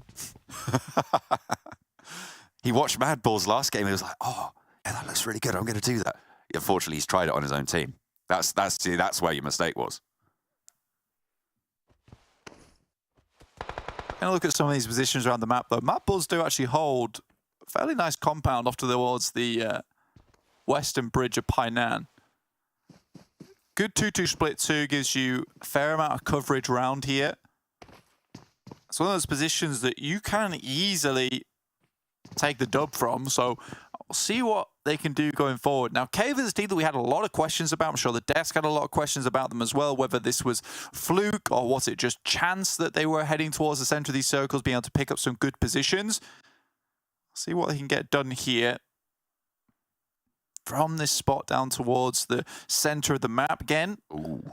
Gets the center up here. MADBULLS are in a very strong spot. The question is, how long can they hold on to this for? There is a loot crate just outside they could pick up and also just use for cover too. That hill to the southwest of Gladiators is potentially a really good spot if they can hold Nexus out on the north side and MUERTE from the west. Of course, we haven't seen MUERTE so far today. This is their first entry. We know what they can do from these edge positions. And given the opportunity, they will not give any quarter. Really uncontested on this west edge as well. Gladiators seemingly penned down a little bit by Doran.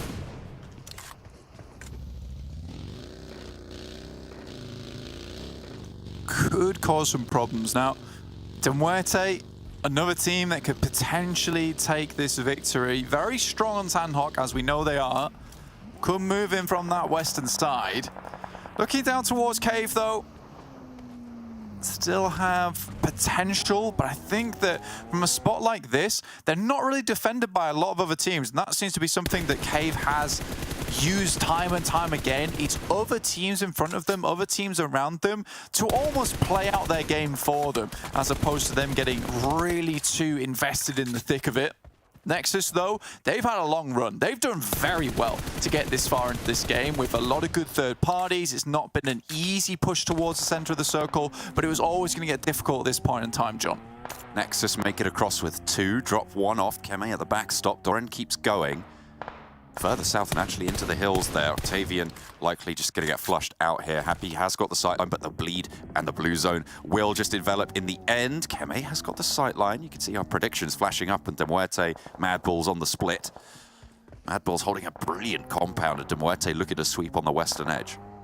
See, I'm going to go for the mind game play on this prediction, you see. So I think that MADBULLS, you know, they played everything extremely well in that last game and gave up the chicken dinner. And now they're going to take the disrespect to another level, man. They're going to go for the chicken dinner now on Sanhok, a game and a map with extreme variance. They're going to say that, you know what, we're confident to make it reliable 100% of the time and pick up another chicken here on the most unreliable map. So I think that could be the thing that sets them apart. Now, for Cave, they do find some good damage over towards Dark Project and are defending this position for themselves. Flique takes a long shot over towards VIRTUS.PRO as they're trying to get across the bridge, and Major Pride happy to invest themselves in towards that engagement and get on that third party, but MADBULLS will pick up a few eliminations for their troubles. Circle down towards the south, favoring MADBULLS.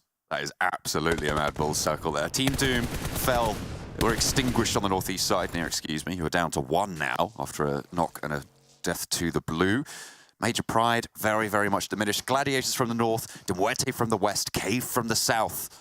These are the main players right now. MUERTE yet to fully recoalesce on the western edge. Nexus, still alive though. I really do like that from them. I mean, perseverance is something that we've seen from Nexus, and that was a question we had about them, whether they were just getting strong spots in the circle, were they blessed just a little bit? But I think even when they're not blessed, yes, they're not one of the most dominant teams when it comes to team engagements, but what they certainly are is determined to get towards the end game each and every time, trying to upgrade their gameplay, which is something that I have to respect from a team. It's something I really like in a team too, but they are locked down by Gladiators now. With Keme going down, with only Doran remaining, we'll see if he can pick himself up. Maybe elimination, but it's not to be, with Matic picking that one up. From the north side, Gladiators finally start to move south. It feels like they've been playing a little bit slow so far in this game. They haven't really gone aggressive. They are sticking to that edge. See if they can capitalize on that playstyle. Yeah, I mean, it's worked, right?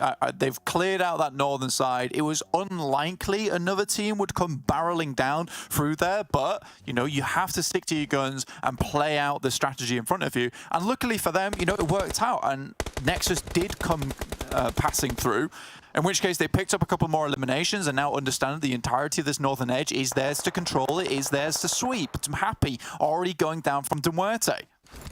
Moving out to the east, the Gladiators may be looking to just corral everybody together. Milky Way pretty close by, did draw up short, and Happy goes down to a shot from Cave coming through. You don't really want to overinvest now. MUERTE suffering. Cave have the high ground on them. Grenade over the top, just moving on forwards. Gladiators not going to let this one rest. And the circle again. This is a MADBULLS circle once more. Yeah, I think for Cave, they do really well on Sanhok, and I think it's because they play this more sneaky play style just a little bit, but they are very strong when it comes to engagements, right? They hit some excellent shots, they're able to take out teams. It's just these little moments of indecision maybe here and there from what we saw yesterday with the cars and the smokes. It just doesn't come to pass where they get those chicken dinners confidently. However, Cave has certainly set themselves as a team that gets big numbers and big placement points over on Sanhok. Able to manipulate the teams around them is a very remarkable ability that they seem to have mastered. MUERTE on 3, pinned down by Tixi seemingly. The question is, Gladiators, do they push in towards this and try and go for flushes, or do they prioritize the circle? Because it is going to close on them, and it is closing now. Spray down a wild rotate for MUERTE. Really not sure about that one, because they just roll up straight to the sightlines of Gladiators. They knew there was a team there, they knew that there were sightlines, and they just die. Yeah, it's always difficult for MUERTE from that position as soon as this so came through as well. I mean, they split themselves up between the roads, and coming from that spot, you have to be a little bit quicker. You have to time your crashes a little bit better. So for MUERTE, getting split up between those two rows just made it so easy to pinch between Gladiators and Cave. Now, MADBULLS looking up towards Gladiators themselves. If they could have found a knock on the approach there, MADBULLS could have leveraged that massively. Keeping Gladiators right at the edge of the circle would have made their lives extremely difficult. Cave is prospering due to this high ground position that they've taken, and they keep putting pressure down towards these teams underneath. Influence taking shots down towards Madness, but finally there is a refrag coming over that way. Still keep the entirety of the MADBULLS compound in the next circle. Gladiators fighting through now. 7 eliminations already. Cave, 1 knock. Rezable definitely bring them back to the feet, get the heal off, but back to the zone. They will have to descend. How do they do it? 2 vehicles in tow. Dimension breaking out wide. So they're going to have that off angle. Want to try and get the side swipe on MADBULLS positions peeking out. Here comes Creepy down the hill in the pickup truck. Will lead the charge there. Drops out behind it. Moves to the rock. Shot down by Meku from the Gladiators, and not going to be safe from those angles either. It's MADBULLS to pick up the elimination, but Cave being dispatched right now. Really not much more they can do. I feel like they're just leaving some meds out there to try and heal out as long as possible, try and outlast teams like Excuse Me and Major Pride on the eastern side, who are right on top of each other, bridge top and bottom. MADBULLS move out. Finish off the remainder of Cave as they come down from this mountainside, trying to pick up as many eliminations as possible. Now, the real threat is Gladiators, but look at this. Getting out from this position for the Gladiators as the circle yet again comes in towards MADBULLS is going to be so difficult. They'll need smokes, they'll need everything to make this happen. However, you wonder how much they were able to loot. considering they were on the Northwest Island by themselves for such a long time before heading down towards that Confluence compound, maybe they have something up their sleeves, but already one goes through. Great dodging ability coming through from the rest of Gladiators. Maybe they can make something happen. But Excuse Me gets involved, John. They're coming in from the bridge side as well, and remember that Major Pride have a player out there to boot. Maybe gonna prove to be a spoiler here. Gladiators going pretty low here. Monkey Lost standing for Major Pride out on the east. There's 2 players from both of these teams. This is not an undoable thing. This is not a task that Major Pride can be counted out of just yet. Gladiators are down, and there's 2 players for the MADBULLS. Can Monkey get an angle? Moves in, gets 1 flush. Could it be a second upset in a 1 versus 4 at the end of a game? Hits the deck, wants to try and cut the feet out. MADBULLS, if they go down this ramp, they might just find they don't like what they see. Luca gets up, hits the deck himself. Oh, but he's just got an angle. Has to spray right for Zerich. Hits the deck, and MADBULLS claim it, where they were denied previously. A chicken dinner for the MADBULLS on a compound shift that kept closing on them.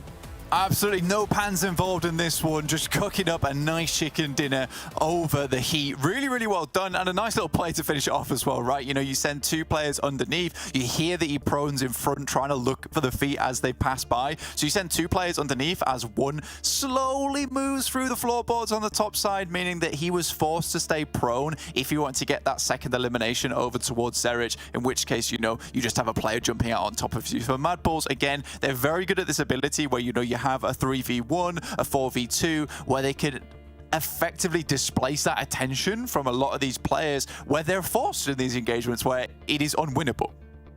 Yeah, it's very, very difficult for anyone to really push on up. I was surprised that Major Pride were able to stay alive for so long, just hiding out underneath that bridge. Got into second place. Fantastic result coming on through. We'll take a quick break and we'll be back with the desk.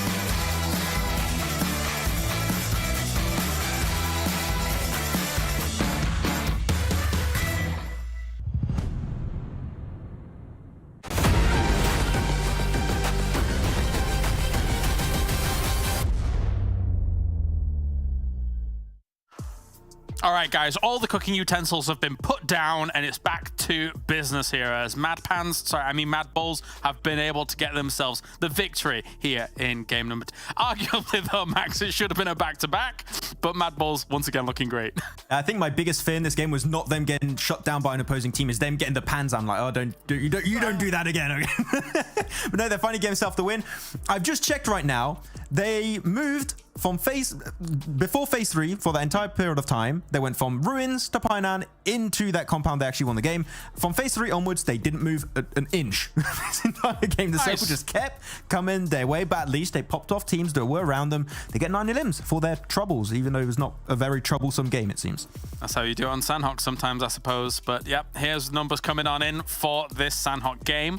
And as we look a little bit further down, unfortunately, it's actually mind-boggling that MUERTE only got 11th place, considering how much of the west side of this circle that they had. Me and John actually went for them in terms of the prediction, but they were just so slow, man. Slow on any kind of choice about where they want to move on that west side, Max. I was also hesitant on picking them as my prediction because they were entering from a good position. There was no team that was going to really cause any issues for them. They did do some weird moves when they were actually moving in from the western side. Like they had 2 players in ruins at some point, which I didn't fully understand. It didn't really hinder their approach because no team was really around them at that point. But then they just, as you said, slowed down the approach just so significantly, and Gladiators just start speeding up their rotation that you're just going to be caught out in that weird split across the road, and you're not going to be able to get back together if you get players knocked. So yeah, a little bit of a weird move, but MUERTE, you know what, they get themselves still a decent amount of good games throughout these last 2 days now, so I'll give it to them. It is fine. They're gonna have a little bit of a break on that one. But Gladiators playing trifecta on a circle. These circles on Sanhok have been rough though, Kalaris, we talked about.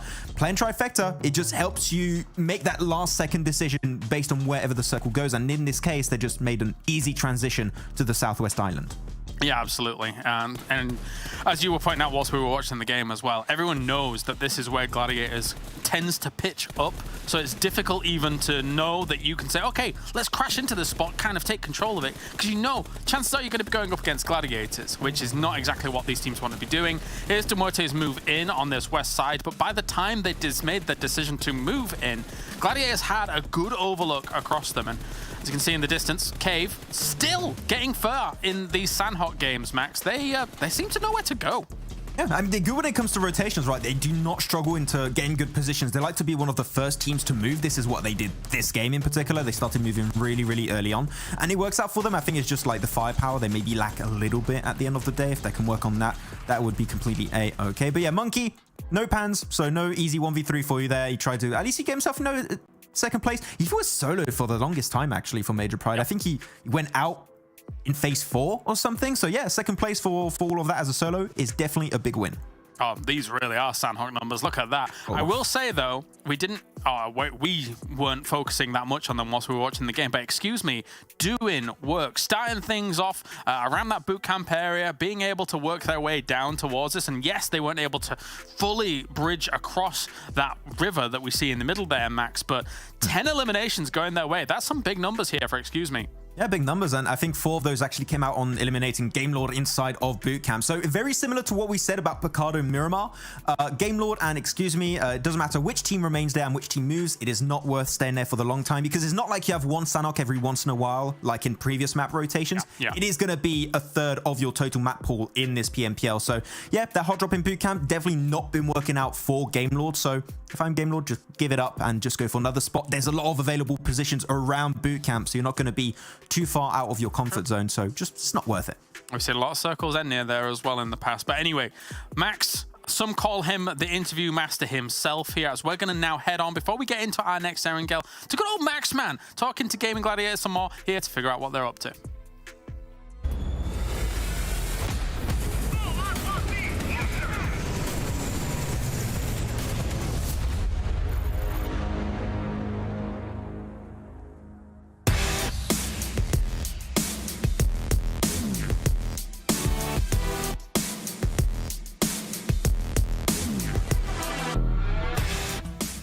Right now, looking how things have been changing for you guys. I mean, last year was a big shift. You was Na'Vi, then unfortunately Na'Vi dropped out, and then you became HVVP, and now you're joining a new org, which is Gladiators. How would you say that's potentially affected you and the team, the fact you joined this new org before this season? Но повлияло положительно. Организация к нам относится очень хорошо.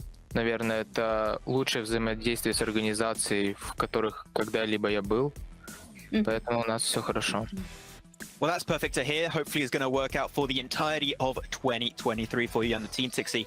But Tixi, I mean, talking about you specifically as an individual, you have become MVP so many times in so many tournaments right now. You created a true legacy for yourself when it comes to PUBG Mobile Esports. What would you say would be your individual goals that you set for yourself in 2023? Я особо об этом не задумывался, всегда просто много работал, но если так подумать, подтвердить, что я лучший игрок Европы, наверное, а далее уже работать и стараться забрать МВП чемпионата мира, PMGC или PMVI. Well, of course, PMGC is going to be the end goal for everyone out there, pretty sure about that one. But as always, at the end of these interviews, Tixi, I'd like to give you a quick opportunity to talk to the fans out there that will be supporting you and your team this spring season of Europe. The floor is yours. Хотел бы сказать большое спасибо нашим фанатам, которые поддерживают нас на протяжении уже нескольких лет. И это действительно важно для меня, чтобы вы писали хорошие комментарии и так далее. Well, you heard Tiggsy here, guys. Put some good comments down in the comment section to support the side of Gladiators in this season. Well, thank you once again, Tiggsy, for this interview, and good luck heading into PMPL. Спасибо, всем пока.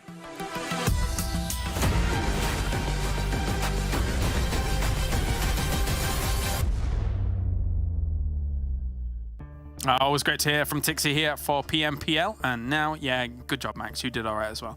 Yeah. So let's take a look at the overalls then and see where we're at here so far. Because now, absolutely, MADBULLS will have breached that 100-point mark with that. And 72 eliminations to boot, Max. That is firepower exemplified. Woo! I'm surprised, actually, that MUERTE is able to keep up. Like, it's still a 20-point deficit, right? But they're still like in the vicinity of it. The MADBULLS, it's insane when you think about it. I just checked down their games. So far they played a total of 10 games.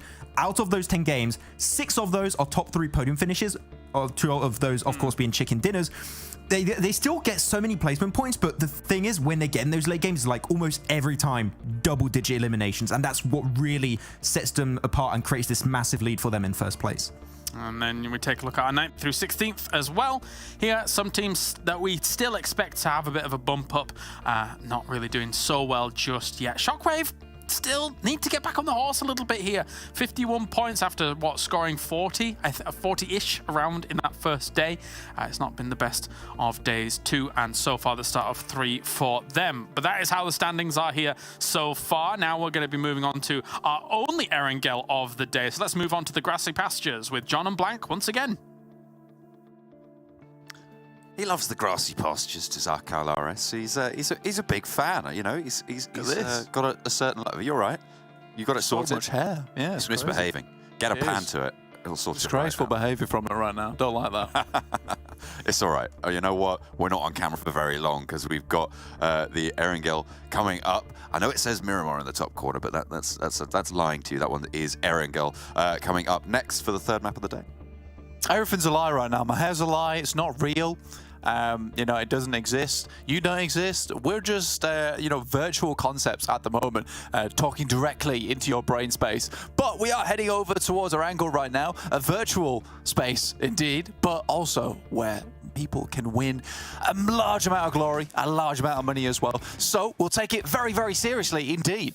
We're heading into this one right now. Again, only Erangel for the day, so a little bit less of that variation, a bit more fairness in terms of where players can go and how they can secure their victory. However, it wouldn't be fair to call that a Sanhok fair either, considering how much that circle did pin down over on the MADBULLS. That was absolutely given to them, and they did seize it with both hands, to be fair. And take home the chicken dinner. Shooting range, plane path down to the west side of Sosnovka military base. This is difficult for teams who would like to drop somewhere like MUERTE, Lipovka, even Kameshki, although it's a little bit easier to get out that way. Getting to the east side of the map, Blank, could be a little bit harder.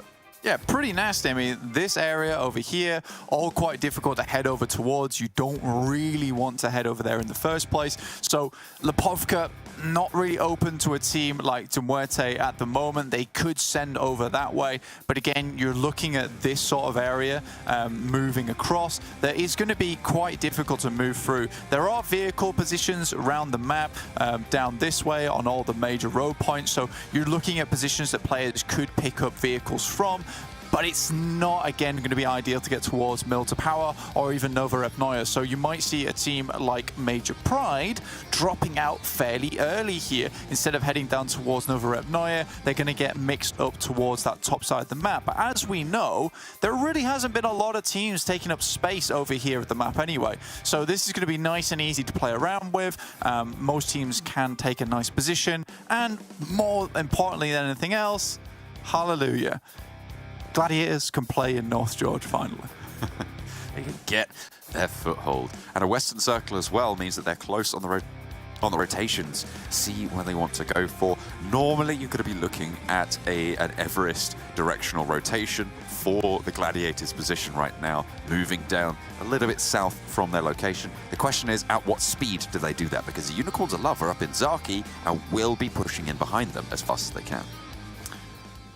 Absolutely. Here. Okay. Team Dim heading on up the gondola, getting as far as they can. If you can't get a vehicle, you take the gondola. Slightly slower, slightly more boring, but gets you there nevertheless. Public transport, better for the environment, I've heard. The MUERTE going toe-to-toe with Excuse Me, and predictably coming out on top on the first part of the engagement. Milky Way, a little bit low on HP now, though, so needs to be careful if Excuse Me want to send backup. Yeah, interesting that MUERTE would actually head down towards Sosnovka in the first place. I mean, we saw them able to find themselves a good position down towards Sosnovka on our game of Erangel yesterday, where it did end up all the way over in Novorepnoye in the first place. This circle looks a little bit nicer, let's say. This is a little bit more kinder over towards Gatka. Obviously, the fielded area, quite difficult to play around with towards that end game, particularly if you get one of those open spots towards the fields itself, in which case you're really going to have your wits about you to make it all the way. Looking at some of these other teams in the lobby, though, MADBULLS currently in Rozhok, their usual stomping grounds, and GameLord opted to actually pick up vehicles and head towards Yasnaya. But again, Prison, MUERTE, Lipovka, very notably, no one in them right now, very empty. So positions to maybe pick up a bit of loot before you want to head back over towards Gatka way. But again, you are putting yourself in a little bit of danger by doing that. If you head too far out towards that eastern side, you're going to lack information. You're going to like ideas of where players are currently headed towards, and specifically with that playing path as well, it means that a lot of these teams aren't going to be in their regular spots in the first place. So if you head too far east and then don't head into the circle early and claim a little bit for your own, there's a lot of unknowns that you have to deal with. Information. Very important on these rotations, especially in this first zone. Dagestan over in school apartments on the split there. You can see they've got a lot of ground covered by them. They have got a lot of sight lines, a lot of area scoped out and gaining that information to see if anyone's dropping nearby. North in Rozhok, it's the MADBULLS, and that is a dangerous team to be nearby. Major Pride ahead of them on the west side rotation. Teams will now be starting to look to rotate, especially teams like Team Doom all the way out on the east. MUERTE actually broke away from, Excuse Me, on the west side of Sosnovka. Obviously, the plane path did drop them on that west side, and they are going to head out to Novo. The question is, how long are they going to spend there? Because we're already looking to move into the rotational period of this match. Yeah, I think they had a short scuffle over towards that northern side of Excuse Me before they did end up moving over towards that eastern side of Novorepnoye. So at least they know that there's only really going to be one other team to contend with, and it's quite a simple rotation over towards that western side and up the bridge. The question is, how quickly will Excuse Me actually head up that way, in which case the MUERTE might have to deal with a lighthouse position and some high ground as they move through. But if they can get vehicles, barrel on out, and just pray that the shots don't hit them, they should find themselves pretty easily in towards this circle, considering there's not a lot of teams that's going to be breaking up that rotational path. And I don't think right now with this circle, a lot of teams are going to be really like thinking about, we are going to gatekeep some teams down towards that south side on the bridge. They'd much rather have a stronger position in the circle. And we know that a lot of these teams currently are playing a central focused play style where they're heading towards the middle, they're picking up those priority compounds and then playing from there. And even our strongest team, MADBULLS, arguably is on that same play style. It's just that they have this very wonderful ability, just like some other teams in the lobby. I'm thinking of Gladiators, to MUERTE, to pick up spots that maybe aren't the best, but will provide them an ingress in that late game to pick up those absolutely insane spots where they can win the game out from. It is something that you definitely need when you play Central Base, which is, you know, you can't get first best, but you make do with second or third. You definitely do. You definitely, you'll take those. You'll take those, right? On board with GameLord right now. South of Yasnaya, still looting up, as a lot of these teams are. No real conflict in their immediate future. MADBULLS have moved north of the river, closer to Shockwave. MUERTE, probably thinking about starting to leave Novo as the blue zone will come for them. Although, to be fair, zone 1, you can sustain a lot, and if you have all of the loot in Novo, it's probably going to be fairly reasonable to sustain off of that loot and come in a little bit later, but they will have to push in behind Nexus and lack information. I mean, Happy right now does seem like he's lacking on medical supplies at least, which is going to be one of the more important things to pick up. MADBULLS move over towards that northern side, towards Shockwave's position, maybe thinking about picking up Box Compound and holding out Gladiators. Pulling up in the vehicle, just sorting things out, getting rid of the tyre. A little bit more handleable, and off they go. 2 players in tow. Oh, not so lucky there. But they managed to correct it. A lovely little flip. No points for that, though. Yeah, right now in the game, this area of the map, not exactly populated, so picking up some areas around here and then getting base set up is quite important for a team like Major Pride, especially because they're one of the furthest teams towards the center of the circle at the moment, other than AAR and KONINA Power. So I think for these guys getting to this position, understanding that it's still quite open, you can pick up some strong spots to play from in Ruins. A lot of unlikely positions, right, where you can make some sneaky moves, some assassinations from up on high behind the ruins.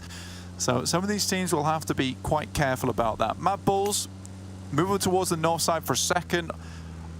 Think better of it though, and then just start to send straight past the guys from Major Pride, potentially taking a couple of bullets here and there, but they're looking to pick up a strong spot in the middle also. Circles continue to close. Gladiators south, Shockwave south. Unicorns of Love mounting up now. Excuse me. Not looking to go for this West Bridge just yet.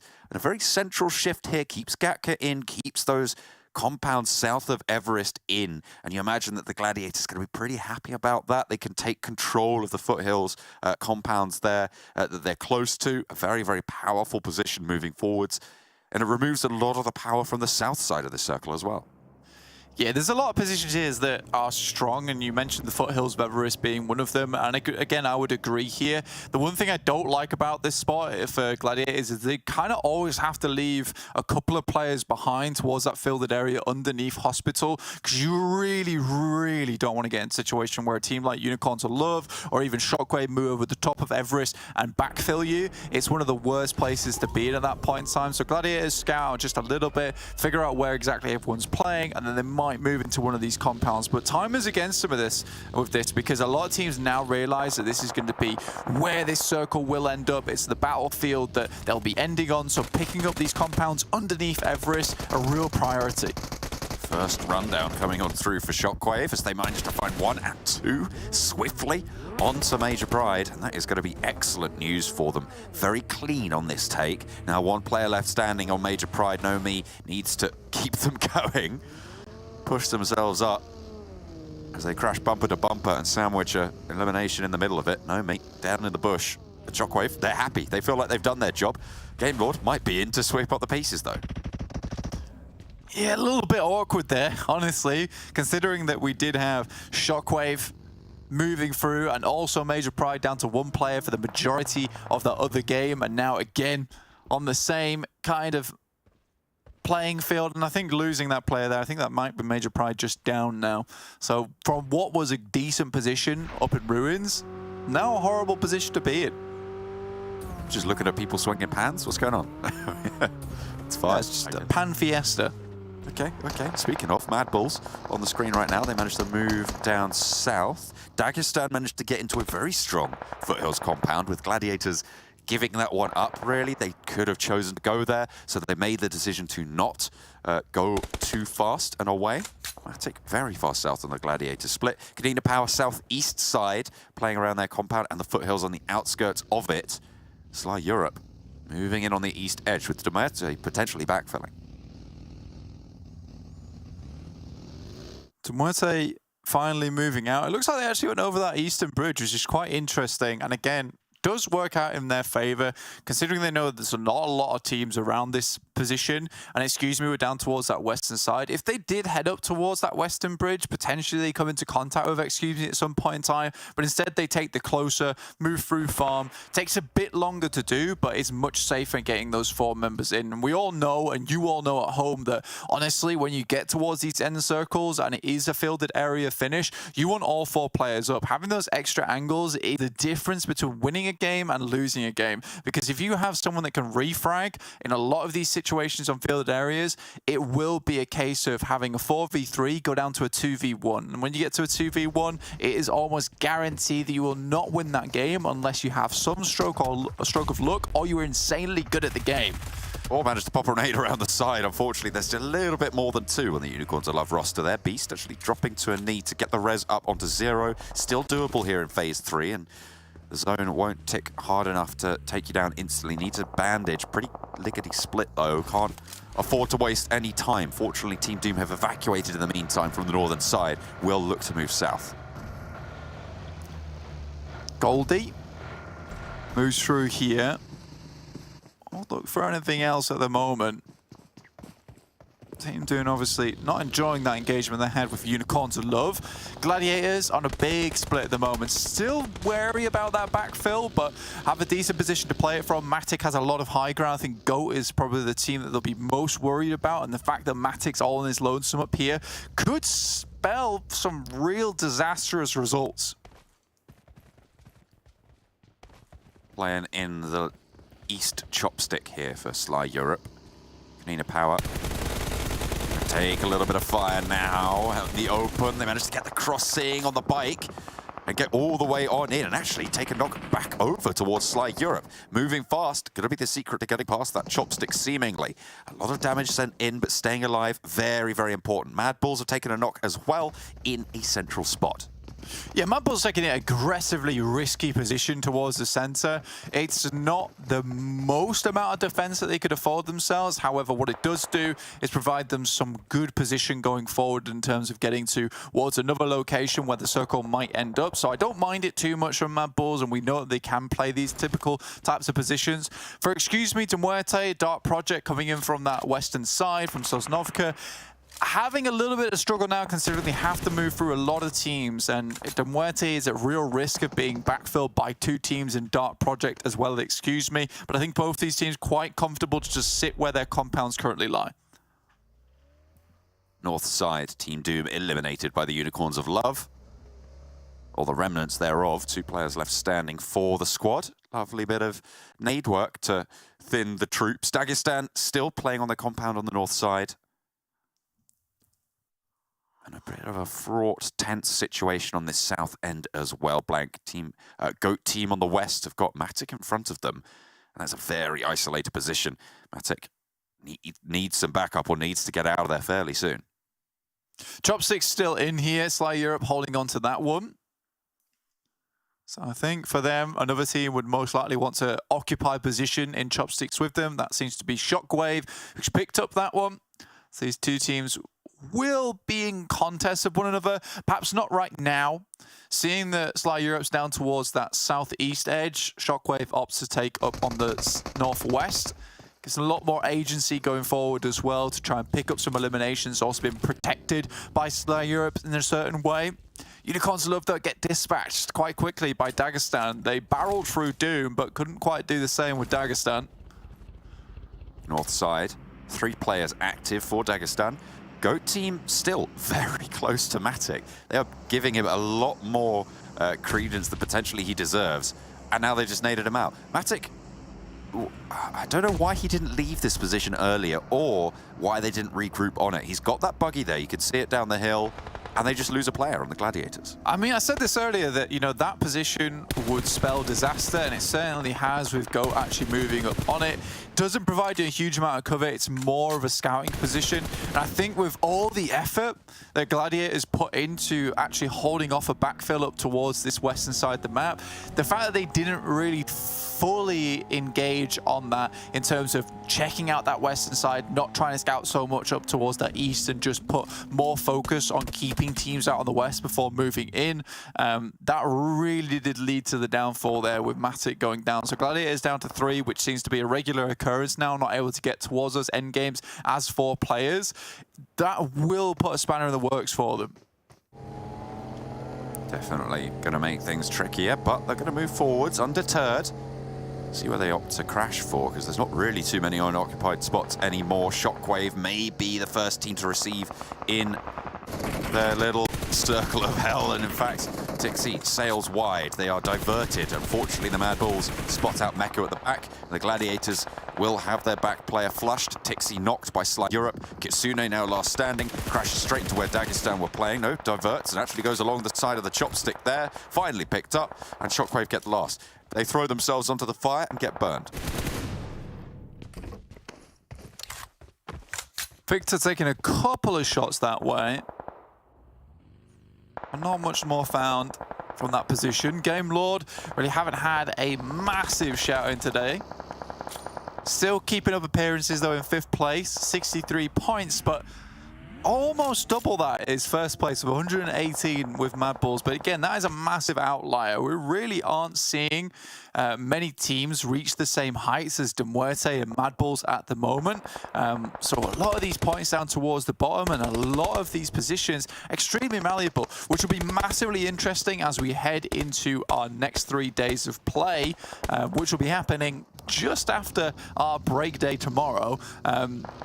There will be a real good chance for a lot of these teams to try and pick up that 12th place position and net themselves some more points, but it will be a massively risky race for all of them. Shift up north. The chopsticks have value in this scenario. We've seen Shockwave holding on the north of the west stick. Sly Europe occupying the entirety of the east stick right now. Dagestan could potentially look to push down onto Sly Europe's position. ARR also, with this ridgeline, can look to push in towards Shockwave's spot, and the nades will just funnel themselves in the crater that Shockwave have. Yeah, very difficult to think who's going to win out this game, honestly. I think there's a lot of teams that could pick up the victory. Sly Europe, Shockwave, KONINA Power, Nexus, MADBULLS even from their position on that western side. It's a struggle though. Shutdowns onto GOAT team from Dark Project, and now 1 player left for them to handle Arte. Forwards position for the 3-strong roster right now. Madness launches over the top towards Proxy, and we'll look for a flush as well. Has to traverse around the car, hops in, hops out. Proxy still going, just a little bit longer. Nade over the top, overarm from the ground, over towards a potential rotational path. Latte gets away with it nearly, but does get shut out. Shots back as there is an answer, but that is going to slow things down for Dark Project significantly. Yeah, they're right on the edge, and the blue is pushing them currently. So for them, Dark Project is in a very bad spot. A lot of teams will have sight lines out this way. You can see how open the roadside is, so moving through there will be difficult. Sly Europe still just taking a couple of pot shots here and there. Nexus have clear vision up towards the guys from MADBULLS. Really will all decide on this next circle shift as well. A lot of these teams can be pushed out. Right now, Nexus holds a very strong compound on the southwest edge. Unfortunately, KONINA Power just a bit ahead of them. Becker behind the rock. They need to shimmy to their right, but Shockwave right there, and Dagestan have not had the time to deal with them. Very tricky for both of these rosters. If Shockwave can hold out both of them, they have a very, very solid chance moving forwards. It's easier said than done. 3 players up for Dagestan, 3 for ARR as well, but with Becker down, they will need to invest for the res. Unfortunately, not going to be allowed. A nade over the top sees the flush come through for Dagestan's roster. Do get eliminated. Game Lord as well on the eastern side, taking punishment all the way from the south onto MUERTE. Dagestan trying to move in, but again, harried by many different teams. Luckily, keeps able to get through with the vehicle rundown on the way, which will really alleviate some of that pressure from AIR. Most likely will be taken down a little bit earlier. Robs takes shots from MUERTE, still holding out on that southeast side. Could be the unknown factor into this game. Doran, though, finds a shot over towards Chulika. Most likely will be rezzed back up again. Oh, hang on a minute. Will it? because the two people northeast for MUERTE, both of them have been knocked. Milky Way needs to go on a rescue mission here and expose himself. Game Lord can start to roll up and look for these flushes, but this is not entirely unlikely that they just go down here. A well-placed nade for Milky might just be able to seal the deal, but has to win the challenge, will be able to do so, but falls down in the process. Look at that, MUERTE coming up out of the seams. It's all going to be down to Malloy, who is, in his own right, a clutch master. Now, Valo, though, doesn't want to make it easy, doesn't want to allow them the quarter that they have been given before. 4 players still alive, technically, for the time being. Happy, not Reservoir just yet, but Malloy needs to make this cross if they want to survive here. I imagine they're just going to invest into Milky Way because they don't have the utility to get across in time. And Discrim goes back down. Malloy tries to make the cross, and it's just all a case of trying to juggle sand right now. It's all slipping through the cracks. Difficult stuff. You've got to be a trained professional to be juggling that sand with specs as small as they can be. Nexus, though, looking up towards MADBULLS as they crash on the building. Frozen gets in and dirty with it. Luckily, jumps over the top, DBS in hand. Very good stuff. Nexus has to hold on, but Frozen, an extremely good player in his own right. Nexus losing 1. Getting knocked out on the inside as well. Zerich is there for the res if they want to go for this position. Kapahala, I think he's the last from Nexus. All 4 of the MADBULLS are still alive, but the blue zone closing in means that they need to get across. Pushes in, wants to get the flush onto Keme. They know he's there. Kapahala has a nade though, and Frozen heads up the stairs, falls out the back of the building as well. Nades through from Kapahala to keep them in and alive. 1 player left standing. The MADBULLS health bars are ticking away, so they need to conclude this fast. Tulika goes down to the nade, and they know that this push comes through. The spot is there. Will he invest in the flushes? Frozen up top. Falls out and back on the balcony. Losing teammates. Needs to invest in a res, but no. Pushes forwards. Doesn't have too much time to play with. Kapahala backed off. Pushes in. Spotted through the window, and the spray down is there. Frozen wants to stay alive, but is he going to be allowed to? Kapahala jumping frantically. Needs to reload on the DBS, but doesn't have the time. He hasn't managed to pop it. Changes out for the Scar and falls away. Frozen letting it all slip back into control of Kapahala, and the res is still there and available. The first aid going through, most likely Frozen's going to immediately initiate on this one, considering how immediate the need is, but does find it. Might be able to get Keme back up into action, but unfortunately in the meantime, Doran does go down, leaving them down to a 2-man squad. KONINA Power now looking much more favorable in this one. MADBULLS had to make the mad dash, and it almost worked out with the ability of Doran just jumping around with that DBS. It looked very, very shaky on the hold there for MADBULLS. I don't know what happened with the initial 2 knocks there, but the crash from Nexus worked out strong. KONINA Power, the next challenge potentially, but they've only got 2 to play with this time around. Sly Europe still spread out so long, base of fire from their chopstick on the east.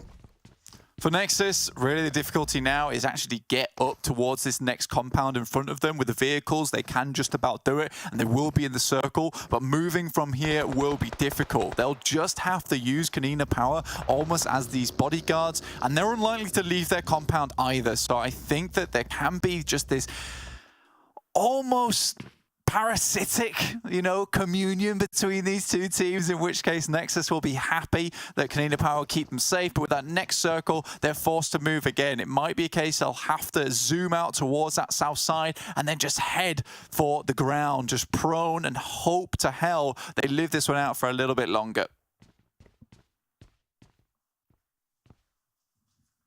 Five teams now remain. Game Lord have weathered the storm in the east. They haven't had the easiest time of it. Kapahala will be able to resupply off the MADBULLS stocks. And MADBULLS haven't been in too many scraps this game. You can see 8 smokes in the back pocket for Kapahala. They could look to move up towards Shockwave. KONINA Power just ahead of them. Shockwave moving down south. It's interesting that they would actually opt to head towards KONINA Power's position. I mean, under the smoke, it might seem that this is a much larger squad that's actually approaching them, which means that they'll either put less attention on it or more attention on it. More attention on it would be bad there for the guys from Nexus. And it's unlikely that Shockwave or Sly Europe are going to move from their position. But realistically, all the guys from Nexus need to do right now is just move up, get in towards a circle, and try and not poke the nest that is KONINA Power. Shots out towards the crate. not in this next circle, and they do need to get closer in. A nade over the wall, manages to slither along and nearly takes down Kapahala. Has to hit the deck. Picks up a ghillie suit from the crate in the meantime. It could be very useful in these next circles, but only if you stay alive. Shots are just winding their way through the crops right now as Kapahala does go down. Should get shut out as well. Keme as well on the outside, and the door is closing. Yeah, I think for them, realistically what needed to happen was just to hold this one out as long as possible, and no one's crashing in towards this spot with KONINA power. You'd expect SHOCKWAVE to maybe go for it. MG3, a great weapon to hold out from that spot. But any nade would do the trick at this point in time. In the meantime, on the other side, you've got Game Lord and Sly Europe going. Loggerheads, SHOCKWAVE might just be able to play the sandwich filling. That's what they were looking for. Get that shift down. That's what they were looking for. This is perfect for Keme. Really, really well done. He's initiated this third party between two teams, and he can find that. It's massive. And there's a nade coming in from the back. I think that was SHOCKWAVE launching one in, and it takes down the backlines of KONINA Power, who fall in the face of the solo player, Keme. Well, this is what they wanted. There was 2 knocks coming through from SHOCKWAVE, and for NEXUS, all they could desperately hope for is that another team would get involved with all the fighting going on. That little loot crate provided them just enough cover to weather the storm. It would have been ideal if they had an extra player there like Kapahala still alive, but to initiate that fight between them as well as SHOCKWAVE was the required factor. And you can imagine the heads of NEXUS like, please take the bait, please take the bait, please take the bait. And finally, the SHOCKWAVE bite. Sly Europe have just been hiding in their bunker for so long now, and they have 4 players to show for it, more than anyone else can say. Now the question is, do you push in for the joining crater between these 2 chopsticks? Because you know there's going to be another team looking for that opposing one. SHOCKWAVE have more impetus to do so, given the shape of the circle. So a real long nade over the top. We wonder if it actually does any damage, just explodes behind him. Luckily for Keme, that could have been lights out. If the nade even hit just a little bit, and provided those damage numbers coming back towards SHOCKWAVE, they would have put in a lot more pressure. Again, he is really saved by the bell. He needs these smokes to be able to get across, but his time window is limited. Uh-oh. Not going to work out. Unfortunately, SHOCKWAVE do not get backed off the ridgeline, and NEXUS down in 4th place. So top 3 now, Game Lord, SHOCKWAVE, Sly Europe. Game Lord, the only team not in one of these bunkers. And with the circle closing, it looks like that might be a big advantage. Be a massive advantage for them. But again, SHOCKWAVE only have so many players, and this is a highly nadeable position for Sly Europe. They have to leave. Game Lord, though, being on the outside of it, like you say, this is a great opportunity for them to third-party both teams who will have to remove themselves from these bunkers, and as they crawl up, they'll be met by the horrible sights of Game Lord, all proned and ready to go with 3Xs. The thing that Sly Europe have is that 4-player advantage. Nades can start to pour over towards SHOCKWAVE, who are going to have to move first. But you have to get over that lip. First move made, and a knock from Game Lord, a nade over the top to reflect, and they can start to cinch this one in under their control, into the smoke to try and heal and stay alive. Might be tricky to do much more than that. SHOCKWAVE will be burning away as well as the blue zone starts to tickle. And do more than that as well, and that is exactly what we were waiting for. They try and crest the ridgeline, and instantly they just get shut out. Sly Europe take it down. SHOCKWAVE, 3 players, try to challenge, actually might have a little bit better luck. They weren't on that forward face, and now they managed to get the opener onto Robs, bringing themselves into a 1-player advantage. Victor wants to try and trade that one off as they move forwards with the smokes. 10 eliminations so far for SHOCKWAVE, a really good job. And it feels like they've been tightening up any mistakes they might have made throughout the majority of the day. Unfortunately for them, Victor back in the game, looking stronger than ever. Speaking of, we'll be able to spray down Trazen, bringing them into 2 versus 2, but Victor's out in the blue, needs to get the knock onto Azer or push forward for something else. Terminus turns around and terminates his chances. Narvalo, last standing. Can he find the player out in the open? It's a 1 versus 1, but no, he stays in it, and SHOCKWAVE have their chicken dinner. They will be eating tonight. They managed to get some points that they needed to bring back that confidence. a really, really difficult game to predict there, because I think that when you look at it as well, you've got players like NEXUS who came under unfortunate circumstances. I don't think they expected MADBULLS to crash onto them. I think they were hoping to crash onto that building in the south and then slowly move through as a 4. Again, Kappahala playing an unreal game there to pull them all the way through. But yeah, them being able to initiate that engagement on that third party between them and KONINA Power, which again is unlikely. It's like they didn't expect one dude to be putting up so much pressure versus KONINA Power, and SHOCKWAVE is easily able to take advantage of that. From there, it was a little bit more rough, and without Game Lord, Sly Europe most likely would have won that versus SHOCKWAVE, but because they were there, they had time to work with. So SHOCKWAVE, a lot of fortunate happenstance, but also they really did take that game into their own hands. Some deep runs from teams that really quite needed it at this juncture. So good news all round for the later surviving teams. Let's head back over to the desk. Well, there you have it. Our Erangel is done here, and where do I even begin? What a bizarre game we just watched in terms of pushes up, in terms of the chopsticks being controlled here. But you guys at home, there's nothing bizarre about checking out the socials here for PMPL as well. Use the hashtag PMPL EU. Get involved on the Facebook, get involved on the TikTok, get involved on the YouTube, get involved over at Instagram. And little Max Man here might hook you up. What do you think, Max? Yeah, we've got some cool skins to be given away. If you go follow our new Instagram account for esports in Europe, you can actually win one of these cool skins, and we'll allow you on this Saturday to pick which skin you want instead of just giving a random skin out there. So yeah, we're cool like that. Yeah. We're cool like that, and so is apparently SHOCKWAVE, because oh my days. I think that when you look at a game like this, Max, obviously the chopsticks holds a lot of power. You saw as Gladiators tried to send it through because they understood the power of chopsticks in a circle like this. But SHOCKWAVE manages to convert with it here. 23 smackaroonies for SHOCKWAVE.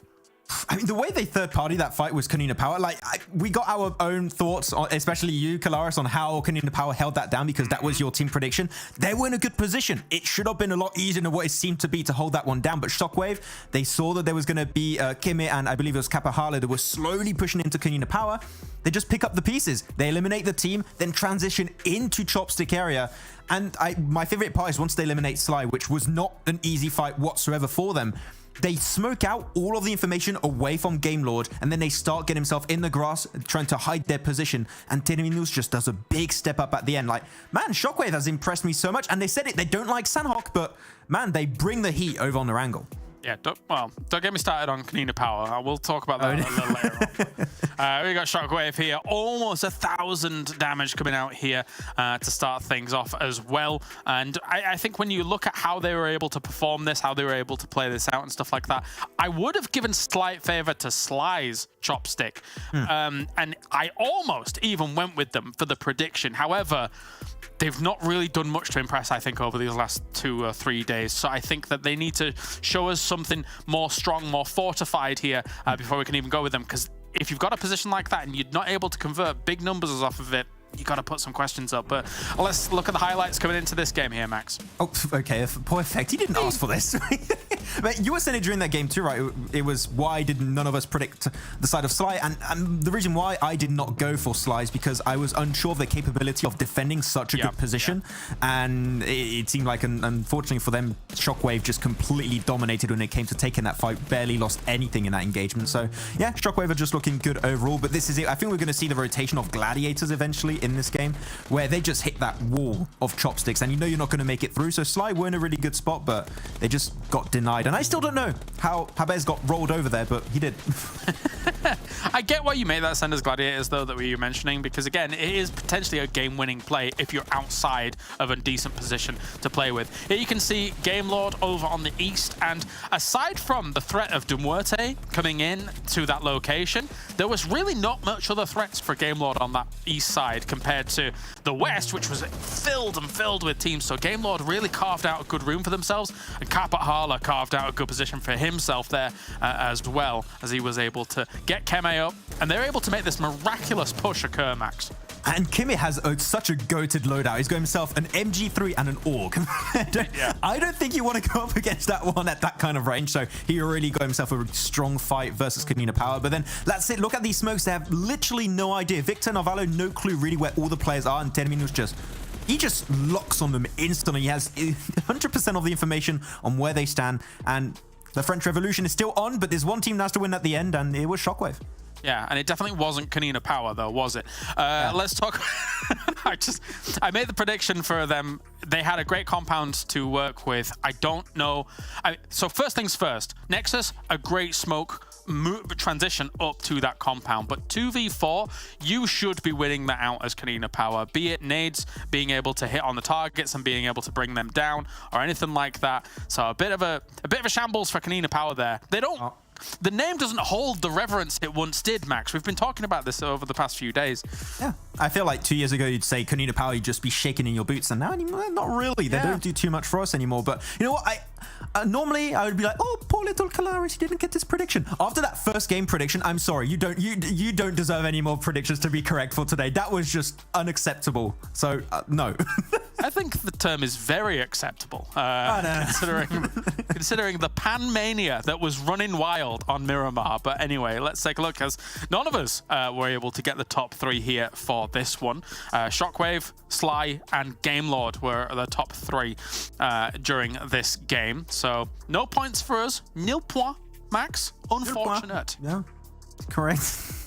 But there's a lot of teams you could have predicted potentially on that one. I was impressed with how especially the push from MADBULLS worked out, because they were not in a great position and they just breached upon the side of NEXUS Gaming. But NEXUS, you could have made a movie of that fight of Frozen versus Kapahalo. They just had so many back and forth, just swapping weapons all the time, playing around those nades. But at the end, Kapahalo gets Kemi back up, which Kemi does a great clutch. So it's just all a really nice setup. But in a position like this, I did say it before this game, I'm not the biggest fan of these Gatka finishes, because you just got a few compounds and a lot of it is just going to be just straight up flat terrain, and you can't really play those positions too much. So you have to go for the full-on crashes, but a lot of these crashes were executed really well. The defenses, though, I mean, KONINA Power, not that great, but yeah, otherwise for the side of MADBULLS and for SHOCKWAVE, it worked out great. Yeah, we can take a look at overalls whilst we talk that out as well. You were talking about the Kapahalo versus Frozen fight as we take a look now, with MUERTE breaching that triple-digit mark as well.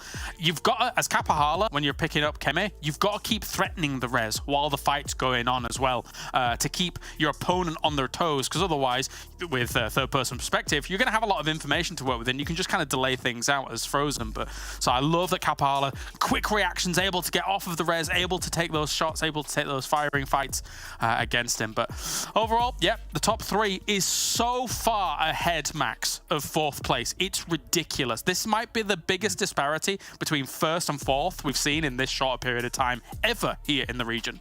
It's a pretty massive disparity, but I'm looking at 9th, 10th, and 11th, where you have KONINA Power, Dagestan, and Dark Project, all 55 points. But the point disparity and where they're coming from is kind of interesting. You got yourself 42 eliminations to 13 points for placement points for Dark Project. So it seemed like some teams, even at the bottom, are there. But even Unicorns of Love, 40 elims, 8 placement points. That's a massive disparity. Some of these teams need to rack up some placement points here. But again, I always say I don't mind seeing this kind of disparity in terms of the placement points and the elimination points early on, because with eventually taking big fights, big elimination points, the placement points will come in a long-form tournament like this, Max.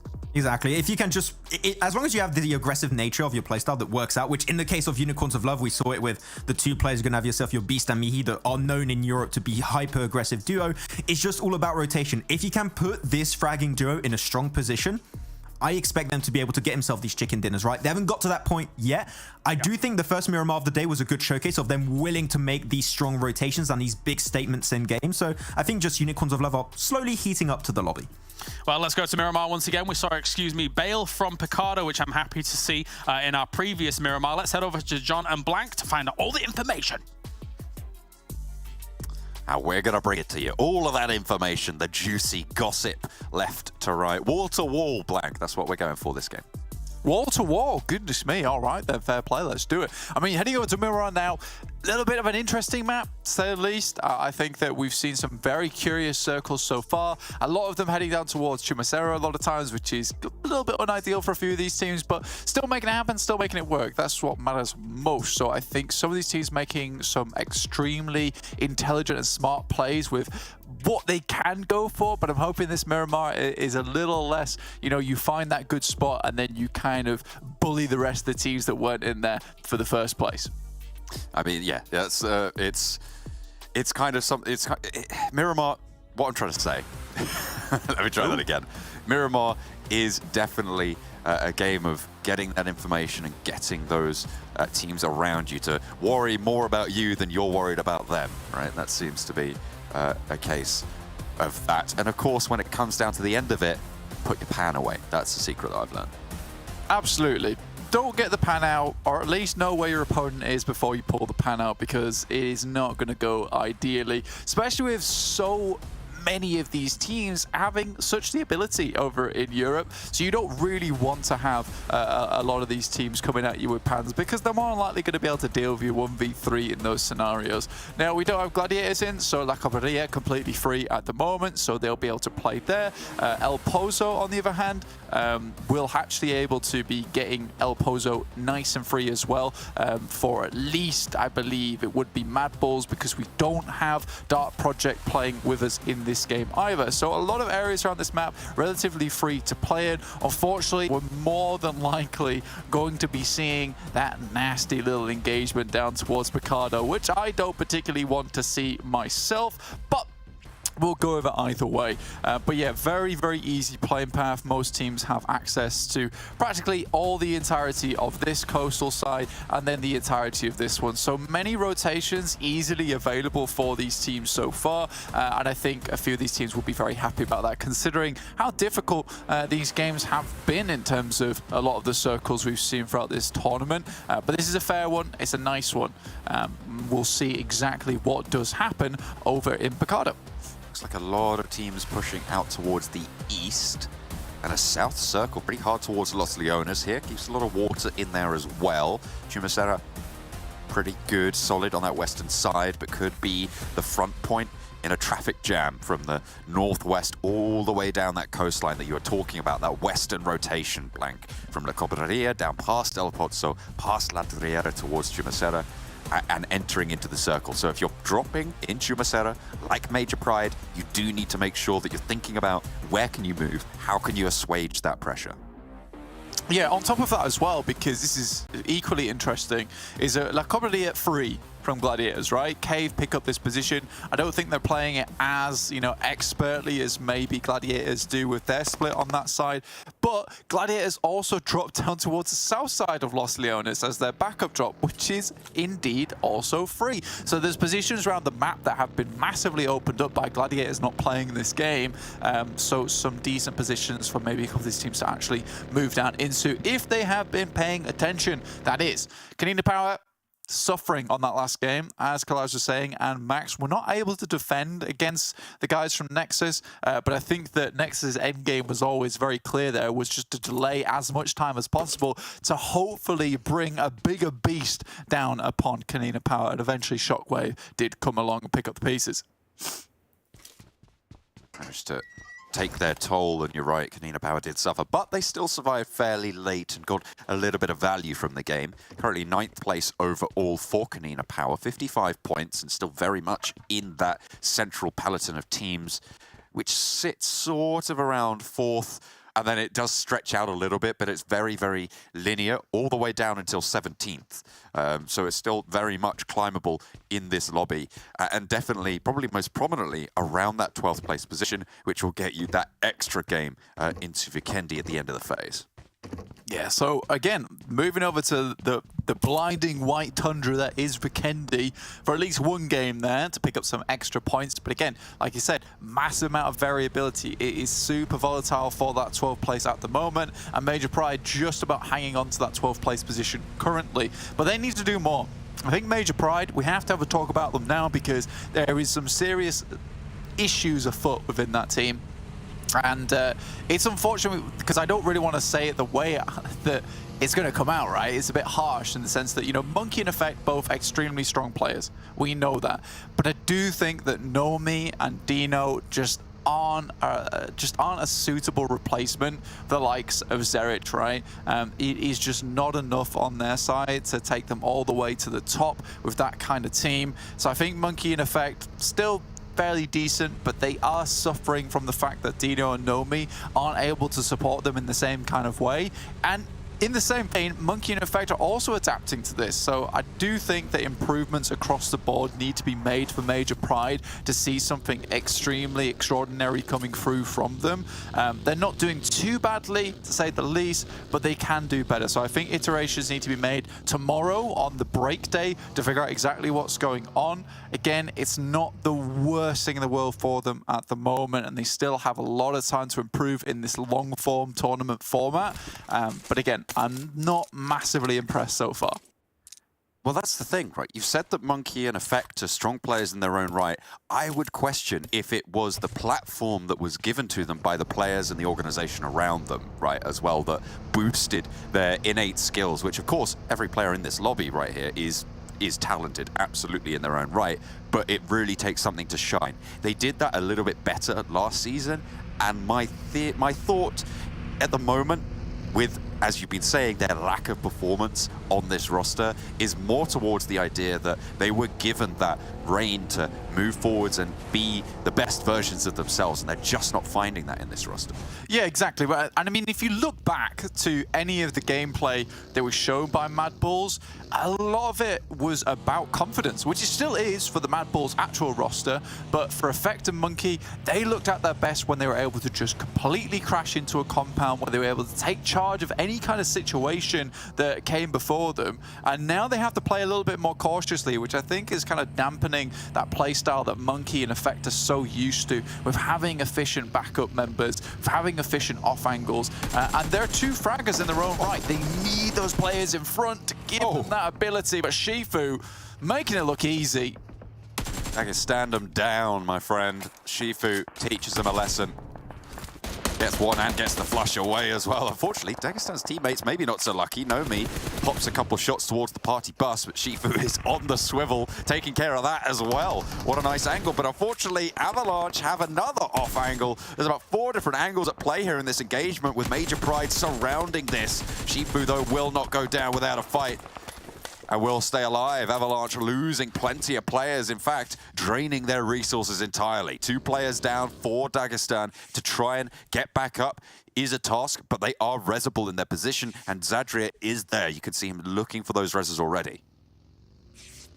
I think for Dagestan, I went pretty well for a while, but then Major Pride started to get involved. And again, when I talk about Dino and Nomi, I don't necessarily mean that they're the worst players in the world, because they really aren't. They're very good, but they're just not quite at that same level as of yet. I do think that Nomi has been quite the standout so far as this up-and-coming player, played in a lot of third-party tournaments before this tournament itself, getting a few good place finishes before being picked up over towards Major Pride. So I think he has a lot of potential, and maybe it's just a bit of nerves so far, but he has been hitting some good shots, and he does fulfill that similar kind of role that we did see from Zerich, but time is needed, and time is what this team currently has.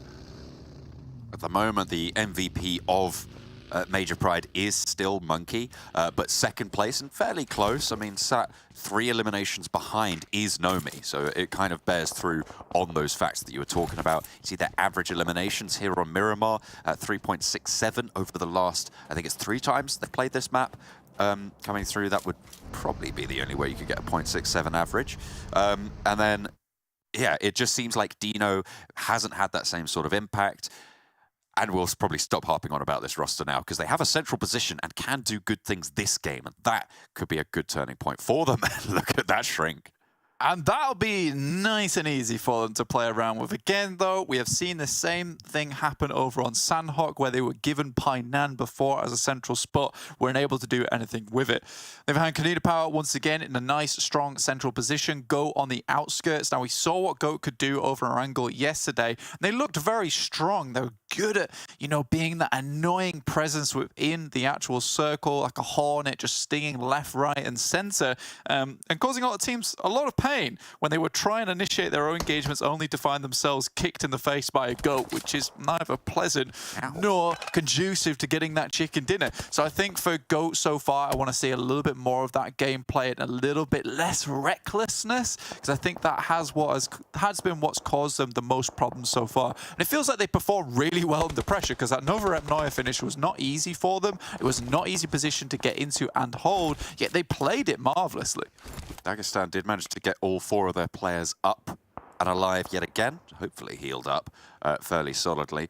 Maxman just popped a screenshot as well in our group chat of Shifu holding on to no chest armor and a level 1 helmet towards the end there as well, which is quite impressive that he was able to pull off such a strong, I would say, play around that area.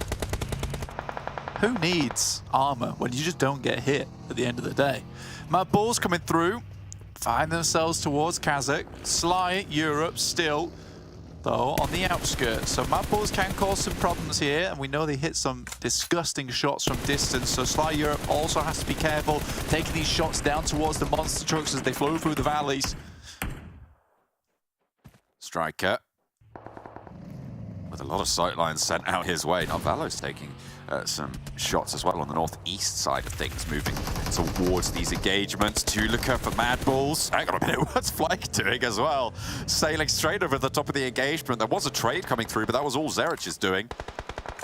Interesting performance there for Flake, but does absolutely confuse everyone involved and looks for the res as well, in a good position to be able to get that done. Cave not far enough south to prove to be a problem just yet. It's curious that Sly Europe didn't take any shots over towards MADBULLS whatsoever there. Even when they had the chance to, as Flique came through, fully focused on the players from KASIK. Well, just Kaz remaining versus MADBULLS and Sly Europe, who has pinched him in. Unlikely he's getting away from this one. Now Sly Europe starts to turn their attention a little bit further over towards MADBULLS themselves. Maybe they just emit such an aura, an intimidating one at that, that no team wants to take a fight with them. On the western side, MUERTE hold the hills south of Chumasara, and this is a team that we haven't really seen as much as maybe we'd like to in the games that they've played so far today. They are sat 1 game behind MADBULLS right now, so they have got a game in hand in that second place, but they are 22 points behind.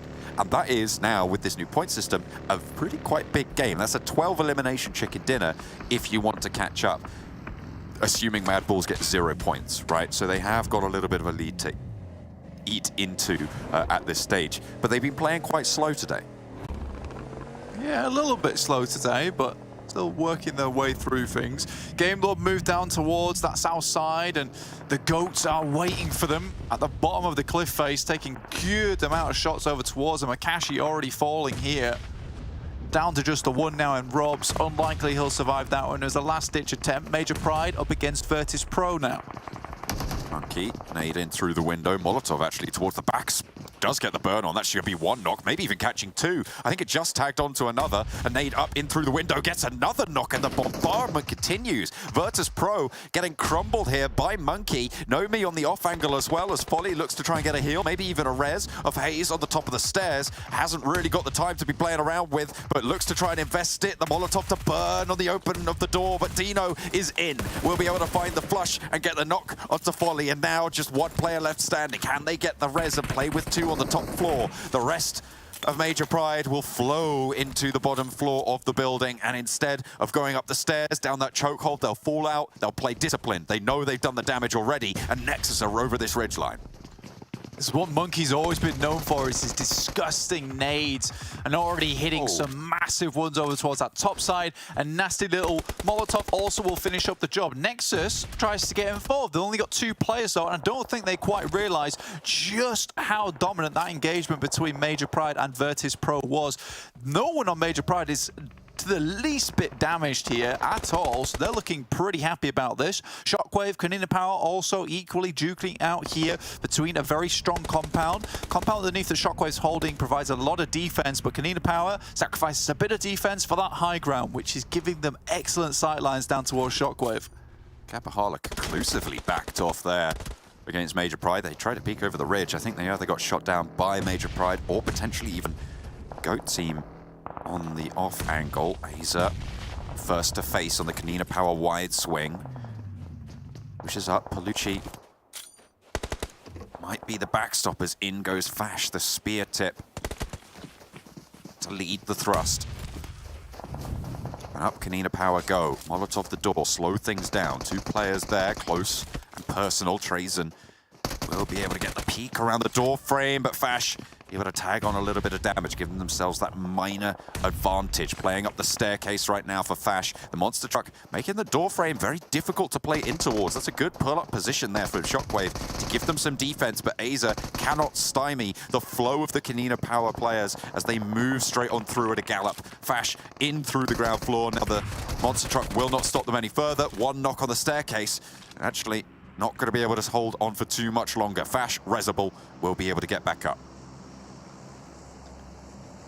Good fight there from KONINA Power to try and clear them out again, trying not to take this too fast. They want to keep up as many members as possible on the team. Going towards that end game. It's been a lot of times we've seen KONINA Power head towards the finish, but not able to quite clutch it out. And Kalash was saying on the desk that, you know, this is a team that we used to hold in very high regards, but not so much anymore. Fash still being a very, very strong player on the team, but they've gone through a lot of iterations. Fash being really one of the only members that stuck around now as one of the, like you said, spearheads of the team itself. Nexus encircle them though. Very good on Miramar is this team, and looking to leverage that advantage after they were so quickly sent away from the major prize position, certainly hurting the pride of Nexus. Nexus, 4 players though, still, and onto KONINA Power. Octavian, Keme, need that charge. Doran comes in. They've still got that off angle coming through from Kapahala on the southwest of them. KONINA Power not really going to use that too much. Palucci seems to be worried about it, so they have got a little bit of info, potentially, that there is a player out there. KONINA Power have their backstop as well. Be playing on that northeast side, unless like Europe spot it out, could be taken down. But it seems like Kapahala, yeah, that's where they're getting that information from. They know that Kapahala is out there, and KONINA Power can re-linearize this fight to the left-hand side of their building as they look at the engagement, to keep themselves out of the sightlines of Kapahala. Gorson just up top. Keme drops a Molotov. Limit that player from moving down the stairs, but Agorizon, really nice couple of shots there over towards Octavian. Takes him down. Octavian trying to play his signature off angle, but quickly gets shut down because of it, and now Fash moves in. How is Fash still alive for that long? Oh my goodness me. That should have been a flush, lickety split, but no. They give up the ghost just a little bit. Keme does finally go down there and in through the window. The KONINA Power players will not give up here. Doran will be the next to fall, and KONINA Power very much demonstrating strength in this compound. Kapahala moves in. Octavian's knocked, but he shows the shoulder, and it's an easy shutdown. Yeah, they just crumble there. Moved in, past the monster truck, only to find another monster in the form of KONINA Power. Just hold them down. Some very good plays, but again, you're right.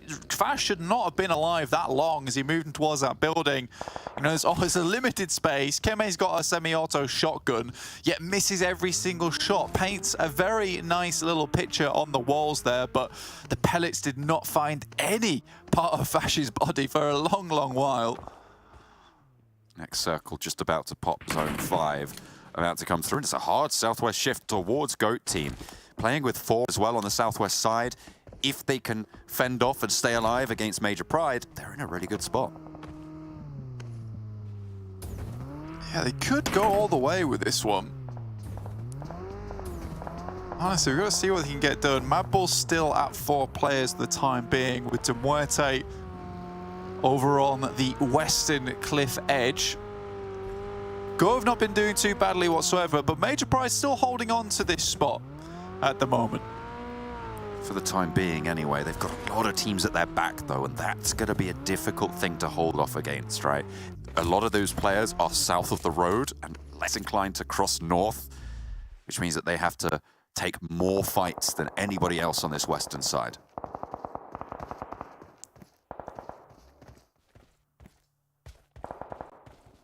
Sly Europe still in a good spot for the time being.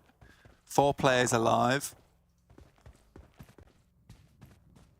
MUERTE still, they hold a lot of high ground right now, which is probably the best thing for them.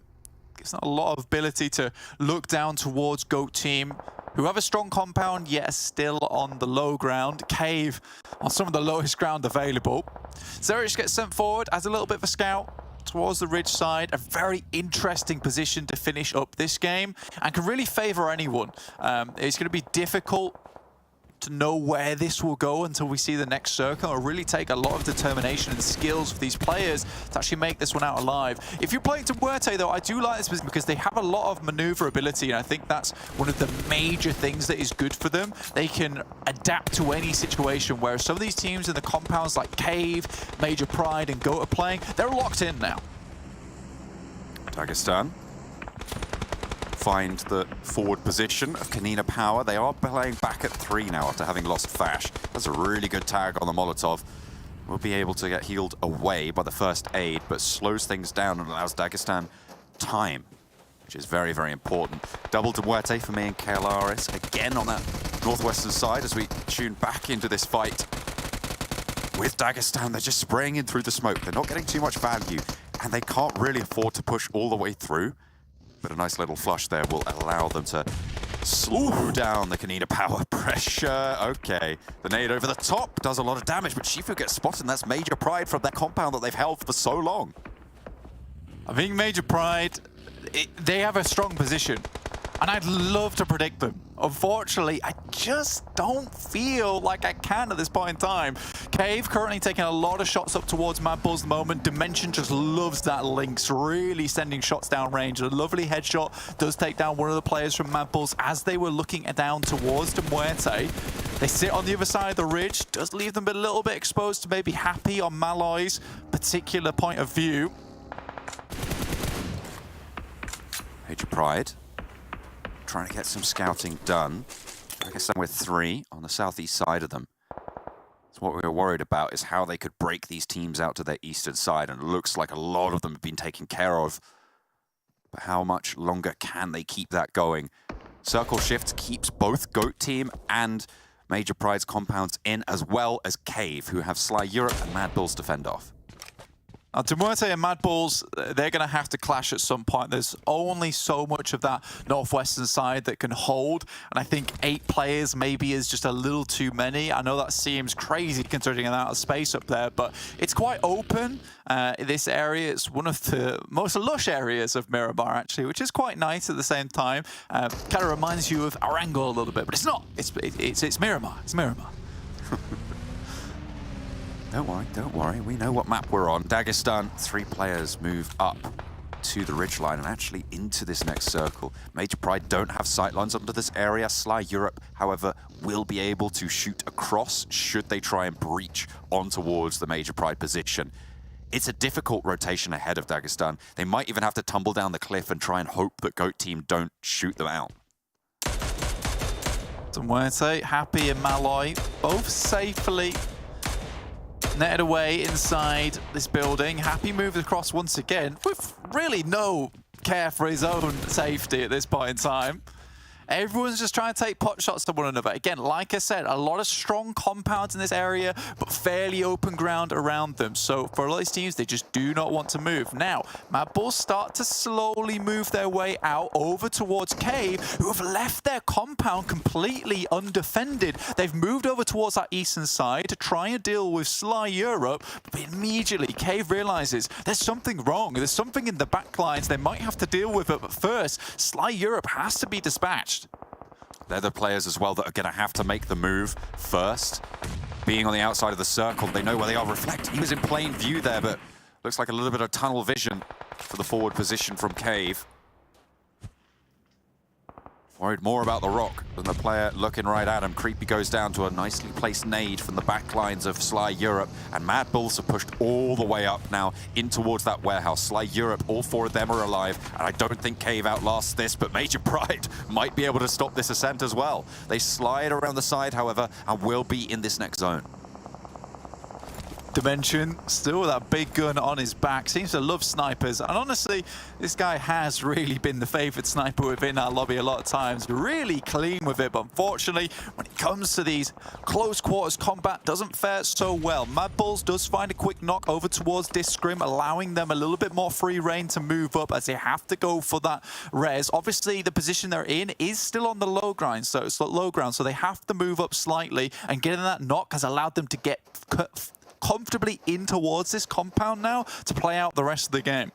There are really 4 circles for this next pop, right? If it goes southwest, it's between MUERTE and GOAT team, I'd say. If it goes to the east, it's going to be more Major Pride and MADBULLS fighting this one out. Although, to be fair, Sly Europe have managed to slide themselves fairly convincingly. I'll tell you what, Blank, it doesn't go anywhere like that. It goes slap bang in the middle of all of them. Yeah, with these new circle settings, it's typically more likely we get these central circle shifts towards the end of the game. We don't see as many hard shifts anymore. The reason we got a lot of these changes through is to make these final zones, these final circles, a lot more fair on them, pushing these teams together. So the central compounds become very important. But what do you do when there really isn't a central compound? You have to do this. You have to pick one or the other, and hopefully you can try and find a little bit of leverage, a little bit of pressure you can put on the other teams. MUERTE and GOAT currently have the advantage right now because there's not many teams in front of them. And still, Major Pride, Sly Europe, Cave, as well as MADBULLS have to clear each other out first before they can start to focus on the rest of the game, whereas MUERTE, GOAT, all can comfortably roam in towards that center circle. Dagestan as well have scouted on the south side of the next circle. You can see the player in the vehicle there. In come MUERTE. This is a crash on towards the MADBULLS position. Can they get lit up, or will they make it through with a little bit more left in the tank? It looks like they're going to go straight in. And Tulika falls almost immediately. MUERTE taking no prisoners, flushed out as well. MADBULLS getting dispatched on the northwest corner, but they still have 3 players live and kicking. Can MUERTE leverage this position with a massive push coming through that just was not held off? Not at all. And they had information on this push as well. Fortunately, again, they're in this spot now, though, where they are easily naded, frozen very low. And you'd imagine MUERTE, though, they have a lot of ability to keep their stockpiles quite high. Another player from MADBULLS does go down in the form of Frozen. And Sly Europe still battling out with Cave. Major Pride took shots over towards the back lines of the MADBULLS as well. If MUERTE want to move forwards, they're going to have to take care of Major Pride as well. Now it's Flake on the rocks, needs to push back, has a little sliver of cover. Frozen will get flushed out. Discrim looks for the hunt, but Major Pride are now going to be able to open up onto MUERTE. Can they take this risk? Flake around the corner, and they will not get a knock. Now they need to get back to safety, regroup for the next push, because it will not be easy. Zerich, last standing for the MADBULLS as Cave gets eliminated up the top in their compound that they held for so long. In comes the Major Pride push. Effect is close. Scary stuff here. Sly Europe still going from that position where they were pinched underneath, but it's going to be all-out warfare here on forward. Unfortunately for MUERTE, they have put themselves in a slightly struggle bus of a situation where they're on this ridge side, but MADBULLS were so spread thinly, they weren't able to deal with this crash. I don't think they expected it either. There was a lot of different places that MUERTE could have headed to, but I think this was the one that MADBULLS expected the least. Very difficult to read that one, but what can you do? Sometimes it just goes that way. Not the MADBULLS have had bad performances today, but MADBULLS is the team that you want to take out if you're MUERTE, remember. They're chasing that top spot. The MADBULLS currently hold. Major Pride with effect knock to trying to invest time into getting that res. Of course, they played on that southeast side. Everyone's starting to get crunched in now. You can see Zerich, the last player for MADBULLS. Happy has no idea. Being guarded. He might not right now, but as soon as they have to move, he's going to know. He's going to know about it. Ooh, Nomi cut down out in the open. And it's MUERTE to start to close the jaws around Major Pride. Really good stuff there from Happy. I don't think he quite knew where Zerich was, but as soon as he made his play, instantly he was there and ready. There's a DBS, and 1 goes down, 2 go down to the DBS in the hands of Sly Europe. A nade and an answering knock over towards the enemy player on Sly Europe, but Discrim does go down first. Malloy and Milky Way now playing as a duo for MUERTE to try and move through. They will get the flush. Can they get Happy back up? Major Pride have moved up to the ridgeline, and they do not have sight on this. A lot of maneuverability now afforded to MUERTE. Major Pride in front. Unfortunately, MUERTE will have to move across this roadside, which is going to be difficult. Major Pride have been taking a lot of fights so far, and GOAT team still going strong. MUERTE look to cross with the smokes they have available. Discrim is down. Nice nade coming through from GOAT, and Dolphin takes down Major Pride's Nomi.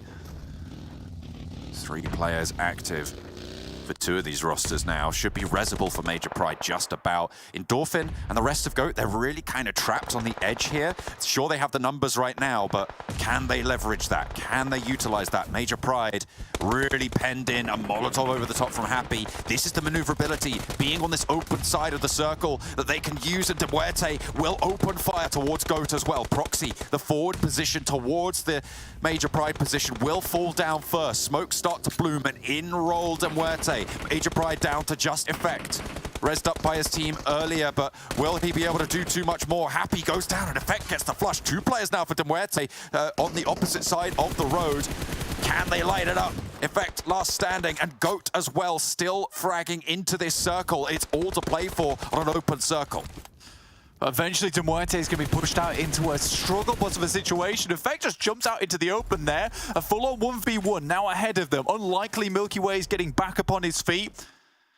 Best that Ray can do right now is provide that information across. And Dolphin does have a little bit of ground to play around with. Took his chances, moved across the road when he could. And now he's going to start to throw some smokes. I think they have time for this res. Getting a 2 versus 1 here is impeccably useful. 2 nades in hand for Endorphin. Can he place them correctly? It will all come down to that. A nice drop down to the south for the push for Milky Way, and goes out into the open. I don't think he has a teammate. Oh no, he didn't get the res, or he got knocked again. I don't know where that came from, but taken away right at the last moment. It's going to go all the way through. What a beautiful change to close it down for GOAT team.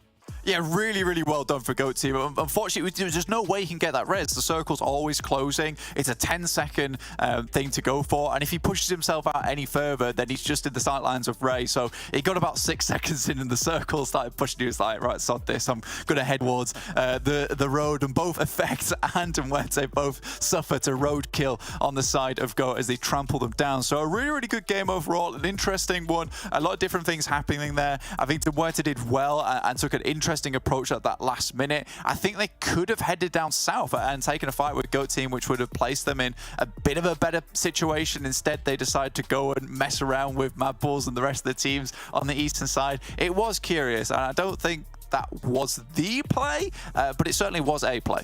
It certainly did happen. So that's all that we can really say. I feel like as well, Effect getting that flush onto one of the players, really, really crucial in those final moments. But that's just the way it goes sometimes. And GOAT team take the chicken dinner. Are they the greatest of all time? Well, this might be a step in the right direction for them as they finally get themselves a victory on the board here on Miramar, no less. It did come down to the wire, though, here to get things rolling. Joining me is Max once again. And actually, you picked GOAT team here for this one. So talk to me, man. I had my doubts because MUERTE were playing a really solid game of PUBG Mobile right there, but actually GOAT had himself a strong compound, that had a good overview of what was happening in the circle at the time, and they basically shut down 2 teams at the same time. They got rid of your side of Dagestan 77 and of course the side of Major Pride, and then it's down to that 1v1. Lucky though, they were not able to pull off the res. If MUERTE get that res, it's 2v1, pretty sure that's a MUERTE win, but the blue zone came in. I was surprised he actually didn't nade it, but hey, I'm happy, I'll take it. That's a win in my books.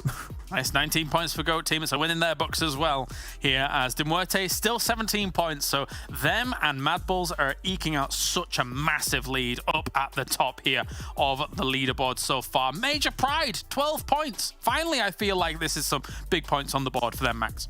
Yeah, Major Pride. We said we wanted to see this team eventually get themselves some good points, and actually it was on VIRTUS.PRO, if I'm not mistaken, that they got complete swipe, and Effect was really setting up a great fight there. So it seemed like maybe they're just building up that synergy that we expected from this team at the start, that we saw from MADBULLS, but not from Major Pride just yet. So they're slowly, but surely eking their way towards that more comfort zone that we would expect from that team. As a little bit lower though, not too many, actually a lot of 0 pointers here. Yeah. Holy, that's like you got 5-6 teams with 0 points. A very top heavy game coming here on this Miramar, and when you get down to some of these later circles, you can kind of understand why it's not exactly one of the locations down in the south side of Miramar that provides everyone ultra hill coverage and all that stuff. No, teams are fighting for scraps in some of these final circles, so it is difficult to find a good spot. Let's take a look at a head-to-head now between the 2 teams that were able to perform oh so well. It's GOAT as well as MUERTE here, and DeMuerte, for the most part,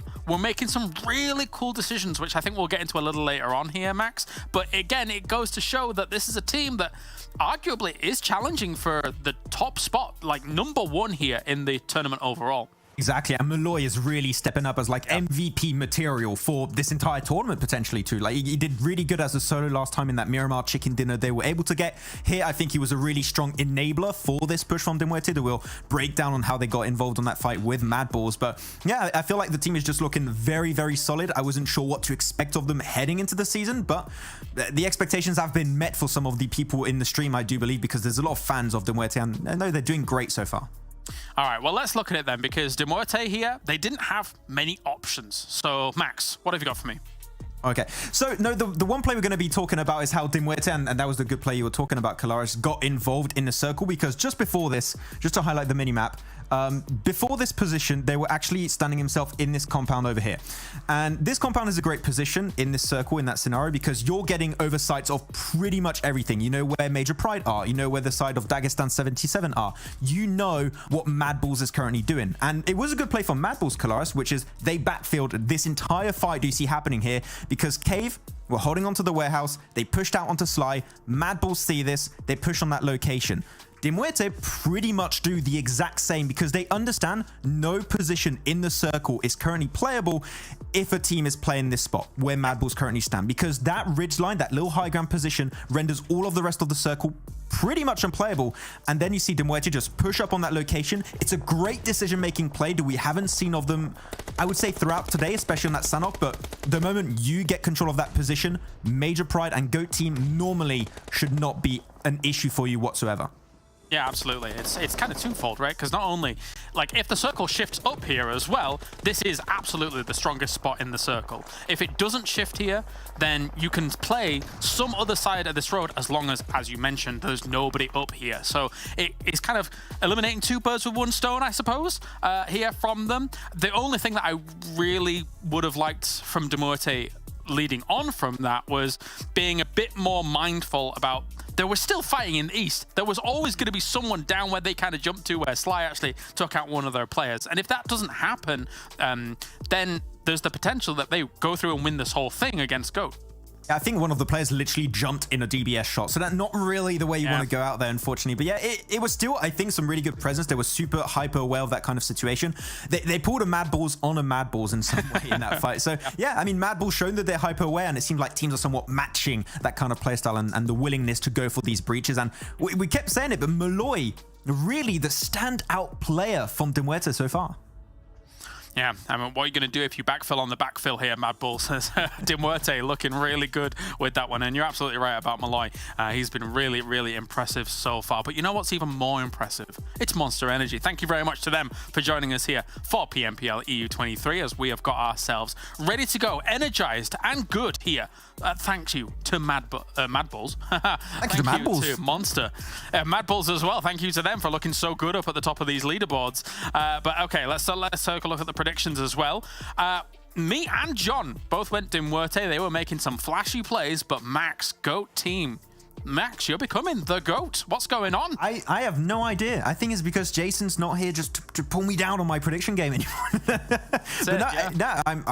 GOAT team had a strong position. They have 4 players, and I still believe after PMEC, Dagestan 77 and GOAT team are 2 of the potentially strongest teams that qualified through PMEC, and it just took a little bit of time to get there, but I think GOAT team and Dagestan 77 are starting to build up some heat. I did see a moment, though, where Jason was, you know, on Instagram pulling an aerial from The Little Mermaid. He wants to be where the people are. So he's not here any longer. Damn it, Jason. Anyway, let's take a look at the overalls and see what's going on there too, because 2 teams are absolutely head and shoulders above the rest right now across these 2 days. It's MADBULLS and DeMuerte, and still MADBULLS has a sizable lead over DeMuerte. These 2 clashing head to head, Max, really tussling it out.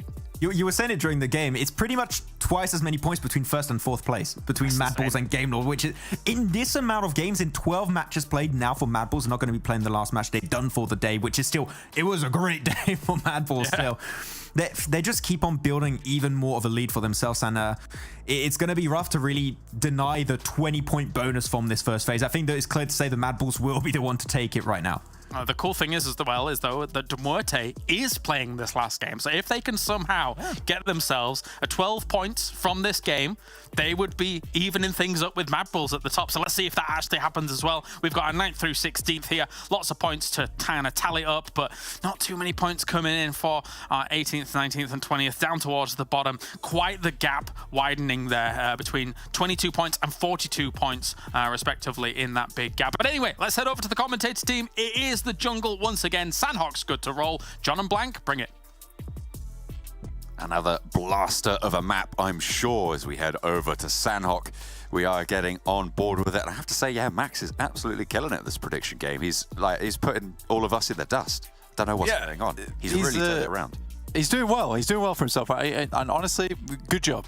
Big respects. I'm glad that it's finally come roundabouts for him, that he's, you know, at the top of his game. He's doing well. But yeah, heading over to Sanhok, a little bit harder to predict, but what we're really here for is the games, the players, the teams, and to see exactly who comes out on top in them. I think that so far we've seen some very interesting developments as the day has gone on. Major Pride, though, we talked about at the beginning of the game that maybe they need to make some iterations, maybe things needed to change, but all in all, I think they played a good game there. They played a good game, and we also touched on Go and how, you know, they wanted to stop playing so recklessly. And it all was a beautiful little storyline towards the end where Go got the win and Major Pride was able to get very far into that match after, you know, what it feels like some blank changes happened. But yeah, hopefully. I mean, let's see if they can continue that strength, if they can keep that pressure up as we head into our last game. Of course, they will be playing this time around. Playing path all the way up from just west of Cow down towards Docks. But as Sanhok, you can kind of just get anywhere on most plane paths, almost all plane paths, in fact. So we'll see just where they go and how far can MUERTE push into the lead that MADBULLS have right now. That's right. So, looking at this map, Bootcamp, open. Ruins, open. And we also have one little extra place that is open around the map, but honestly, these two are the most important ones. No MADBULLS and no Game Lord, meaning that these two positions on the map extremely free for anyone to pick up, and they're very strong spots. We've seen MADBULLS win from down there, and we have seen teams get very strong games coming out from the likes of Bootcamp as well. Again, looking at some of these teams at the moment, I would like to see do slightly better. It's particularly this team down here, Unicorns of Love. They look like they've done very, very well throughout the tournament. Look like they've improved a lot, but it's not enough. I want to see more. 15th is not enough for me from the Unicorns. I want to see that Unicorn pierce the heavens at the moment because they need to go further, and I think they've been given a great platform to do it here. On the other hand, check it out. We've got a little bit of an engagement up there, which we'll take a peek on a little bit later. Yeah, that happened in the last Sanhok we saw as well. Both these teams dropping around Camp Bravo, Avalanche and Dark Project. South Circle pretty hard right now, uncharacteristic for Sanhok, leaving the Unicorns in and Cave in a very central cave drop. I mean, it makes sense that they go here. Major Pride, this is their test, and up against VIRTUS.PRO, it's a little bit of vengeance from the last game. As VIRTUS.PRO able to instantly take care of business there, get a knock and a flush. Not really too much more to do about this. You try and step into VIRTUS.PRO's territory, you're gonna find out about it. Yeah, quickly dispatched. I think Major Pride maybe didn't expect the instantaneous response there. And I think for them playing down towards Painan, tried to move up just a little bit. VIRTUS.PRO, on the other hand, were quick to regroup. It's probably the worst circle to attempt this kind of play from Major Pride moving up into the territory of VIRTUS.PRO because they know that this circle more than likely isn't going to end up in any of their priority compounds they've picked up so quickly and efficiently. VIRTUS.PRO have regrouped. Alicio underneath the DBS has to be on the swivel. Will be able to pop the second shot? No, but there are teammates there. But they don't have much HP either. And even Esker rips them to shreds and absolutely dominates Avalanche. We'll be able to get the rest of his team back up. And Dark Project stay up with 3. I feel bad for Avalanche there. It felt like finally one thing had gone right for them. However, Ivan Esker is an absolute beast of a player over in Dark Project, trying to make things hard for Dark Project on a map that they tend to like playing, honestly. So Ivan Esker having none of it, dispatches them, takes them down, and we'll proceed on the journey for the rest of the game for Dark Project. Really, really well done. Ivaneska, again, in the face of a DBS, or no less, they were able to actually make that one happen. Not an easy play, to say the least, but Dark Project will at least get a little bit more of a game for their troubles, and also 4 elimination points, which is huge at the beginning of Sanhok. VIRTUS.PRO smell the blood, move over towards Major Pride in Painan. Looks like Monkey has the info that they have done this. 3 players forwards, actually all 4 players for VIRTUS.PRO in the northeast side of the settlement. And will slowly march their way southwards. Let's take a look at how this fight unfolded at the start. Ivaneska drops around, gets the spray, doesn't really get too much damage on, and already they're low. So Ivaneska just needed to land those tags around the side. Very disciplined, some difficult moves, and yeah, that should be an easy knockdown and a flush here for Monkey. That's really a little bit too bold, I'd say, for VIRTUS.PRO. Yeah, definitely getting a little bit too big for the boots, and on the other hand, Major Pride happy to, you know, remove them for them. VIRTUS.PRO now down to 3, which makes this an even engagement. Meantime, the Major Pride don't have anything to do with it. Move further down towards that southeast side, which is the direction the circle's going in anyway. Evacuate that one right as soon as possible. Shockwave moved over to Hatin a little bit later on the north side. The Gladiators will be still in Camp Alpha. They'll have to figure out how they want to go moving on forwards. Unicorns of Love broke up quite far north into this next circle. They started in Bantai and Camp Charlie, and they have moved up a little bit more, but you can imagine that in the coming minutes they might recede just that little bit. The center of this circle currently is right on top of where Cave started to land. Cave still in a good position, moved down towards that coastal side, so it doesn't look too bad. But yeah, the center in a kind of awkward spot, considering a lot of this ends in the water. Camp Charlie, another difficult position to play in. Most teams would hope that this moves back up towards Quarry side, in which case there's a lot more interesting approaches you can take up there with more high ground to play around with. Unicorns of Love really staying out of the way of it for the time being, with players still in Bantai looting up. But they have at least got an outpost. Cave. Just controlling as many sightlines as they can around the sides. Team Doom have managed to make that crossing. Or at least keep their scouts on in. Zeus shut down. Will get knocked by creepy influence. Has to be careful though. Don't want to overstay your welcome in that door frame. Does frame you something awful. And you do have to be worried. Rundown coming through from Excuse Me as Elementrix gets tagged. It's very difficult to get that one back up. You can see ARR just going to break south, see what more they can pick up for the rest of this game with the duo that they have remaining. Dimension gets shot out by Goldie. Yeah, Doom's been having a hard time of it, let's put it that way. Cave, on the other hand, still having a worse time of it, in this game at least. Down to just the 1 player remaining, trying to keep up on it. Effect, though, finds another. Keeps putting the pressure on this team. They are down to 3 players, but they're looking to find a little bit more ground. But again, crashing this compound, difficult. It's across the water, across the way. The best they can hope for is a little bit more damage, maybe find that final player. They know they've done enough. But now even Unicorns of Love getting involved. Noshi taking a look across the river and spots a cave or two. Fortunately, as you say, this compound unlikely to get fully crashed. Taking a look at the map, blank, Gladiators have moved to that Confluence Trifecta compound. Shockwave will need to move south from Hatin as well. They're all the way out in the blue. That is probably quite a nice shift for a lot of these teams. It will allow them to make a decision as to which side of the river to go, and most likely it will be southwest.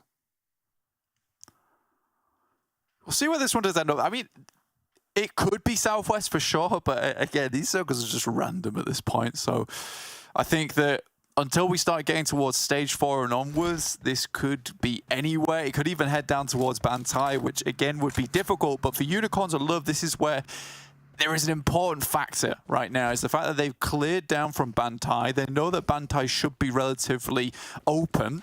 So if we do get a shift down towards the south side, realistically, their major goal at this point in time should just be the guardians of this area of the circle, so they have free reign over Camp Charlie and Bantai going forward. KONINA Power, 2 knocks on their side, looking a little bit drastic, with Cave actually finding themselves back at 4 members. Team Doom will not be going down just yet, and in danger. ARR try and go up top. KASIK team, have they gone into the cave? They might have done. Although I imagine it's a little bit dangerous and early to do so. They are very, very close to ARR, and you imagine there's a little bit to pop off there if they do get too close. Doom actually do damage, yes! Go on, lads. Get something done, that's good to see. Cave takes a heavy hit, looks to put some more damage in. In the meantime, MUERTE and Gladiators going head-to-head. 2 very heavy-hitting teams. Now, this is the kind of engagement, especially with the Western side being so clear for the time being, that will define the rest of the game in terms of who's going to come out on top. So, Gladiators already a player down, with MUERTE still looking to coalesce around them. Lucci finding the cave players and just flushing them out. The DBS at this range, so devastating. Of course, we've seen this shotgun define the meta over the last few months, almost half a year now, especially on Sanhok. Changing up how you can play around these compounds. So brutal. Shots through the door frame, not going to be good enough to find even a knock. And Palucci stays tall. Level 3 armor and helmet, doing very well for him. Gladiators down to 1 player. Now, I'd love to see this engagement right now, because Matic is playing out of his mind, finding another there. MUERTE down to 1 player. What? Unfortunately, it is the end of it. Matic almost pulls out the bag, a 1v4, but this scrim able, with the help of Happy, to finish that one off. What an incredible engagement. They basically just destroy one another's chances, though, in the process. MUERTE down to 3 players is unideal, with VIRTUS.PRO in the wings. Potentially get caught out again, but Gladiators put up one hell of a fight there. Shockwave on the north side, have to fend off against Excuse Me, trying to summit this hill. Trazer nearly goes down, but gets back to cover in time. Pop another smoke on up, try and cover these sight lines. Start to plan out your ascent in the meantime. KONINA Power turn their attention to Team Doom. Goldie, forward position, in through the door. We'll be able to find the player at the back of the building, but a lovely little trade from the building further. And a knock onto the back lines leaves Team Doom with just Zeus remaining. Nade in hand, wants to pop it around the corner of these, try and slow down these knocks. Palucci low, but is looking to heal there. Zeus maybe falling out the back. Definitely know exactly this position. Spraying around the door frame. Zeus waits it out. Not gonna go down just yet, but step out to the side. Get spotted by something. I think that might have been the Molotov there. Yeah, you can see the flames starting to lick. And it's so exposed from every angle now. Yeah, a lot of teams trying to barrel their way towards this position down the southwest side. And again, this is what I was talking about before, is there's a lot of open space here, but a lot of teams already looking to go and claim this open space. VIRTUS.PRO looking for a very good spot down towards the south side. In the meantime, Happy sent towards that coastal edge. Real question is, who can really contend with MUERTE at the moment? Even 3 players on this map of Sanhok, they're extremely still strong. So I do worry about that just a little bit. Major Pride coming hot off their last game, 3 players again though, little bit difficult. Dark Project though, I'd love to see them get into like a top 5. I think that as a team, probably, you know, my secret favorite. Your sleeper favorite. Okay, I can dig that. They are 3 as well. I like Unicorns of Love here. I mean, they are still up at 4 players alive. They have a position on the eastern side. A lot of the teams that need to come in will be on their northern edge, so they can isolate that. Goat team taken down by Shockwave on the river crossing. Power being diminished. Shockwave don't have a 0% chance on this match either. I mean, this is, if they can get across this river, which will be their major test against Major Pride, then they have a pretty decent chance. They can branch out to the compound to their northeast and use that as a foothold to catapult themselves further forwards, but can they make this crossing safely? That's the real question. Shockwave, though, actually making their way in, but Trazen getting laid low is a little bit of a problem. Mihi takes shots over towards KONINA Power, and Unicorns will love dispatch them, get out of the game very, very quickly and clear out a little bit more space. Just acting with martial artist type sweeping ability, which is good to see. Finding the leg whenever they need to.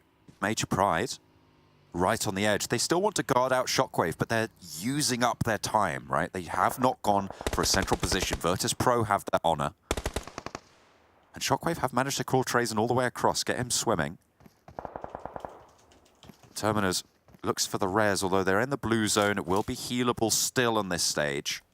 They can move forwards, but Aza, yeah, just gets cut down by Monkey. Such a difficult push. I said if they got across, then they might have a chance, but they have not proven to be able to do so.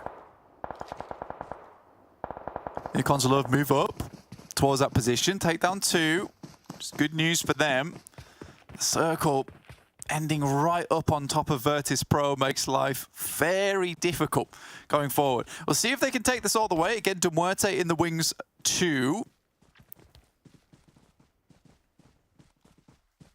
On the western edge, Sami really firmly occupied. I wonder how this breakout to the western side will go. Look at this light up for Noshi. Just completely tears the KONINA Power players apart. I love the sound effect as well as you ramped up. It's good stuff. And that's how I feel Unicorns are looking right now. They're ramping up. Unfortunately, do not have the circle. And still more teams to contend with, including Shockwave, including Major Pride. Difficult push, to be sure. Only 2 teams with 4 players alive. Unicorns alive and Dagestan, but both of them are out in the cold on the eastern edge. Pushes still need to be made, decisions as well. I think Unicorns are Love probably the team with the best chance of leveraging their numbers, but Shockwave are on their north side. You got Major Pride as well on their northwest. And the teams to their south will not give up. VIRTUS.PRO in their central hold just need to keep it going their way. Yeah, I do like that Unicorns Love are sticking around here, though. They are unwilling to let anyone slip through their fingers. Clara's going for MUERTE. Smart move. You and Max both going for VIRTUS.PRO. But I believe in the Unihorn that will pierce the heavens of Sanhok and take it all the way. Please no cast a curse. Well, okay, we're fine. No one died in the first 3 seconds afterwards. It's all good. That was Shockwave. That was Shockwave. Okay, Terminus does go down. And Major Pride is still there on the northern edge. Dagestan and Unicorns of Love could come into conflict with each other here. You can see Unicorns favoring a south little drift on their rotation, away from the players that they know to be there. Dagestan as well on this south side. You can see, yeah, they are going to start to flow down. I think this could be a conflict between both of these 2 teams, and it's going to be an open for Shifu. Looks for Noshi as well on the hillside, but they get the even trade. Can there be any more found for either of these 2 teams? Shifu still under fire, 0, taken out as well. They are really on a difficult position, but both teams have to move. Unicorns will give up their players, and this conflict could spell disaster for the Unicorns now. On this hillside, might be trapped and playing behind as well. Dagestan managed to get Zadira up as well, so they can look for those heals. Limbo Boom gets to cover. Another western shift means that they still have a long way to go. And look at that, Tapok from ARR, able to 1v4 MADBULLS earlier with the pans, and now spoiling the day for Dagestan. I don't understand it. I trusted in them. Why did I trust in them? How'd that go? Why did I do this? Doesn't make any sense. I mean, this is the craziest play we've seen all tournament. Is you see 4 players inside a very defended compound, right? And you all just stand and crouch in the open.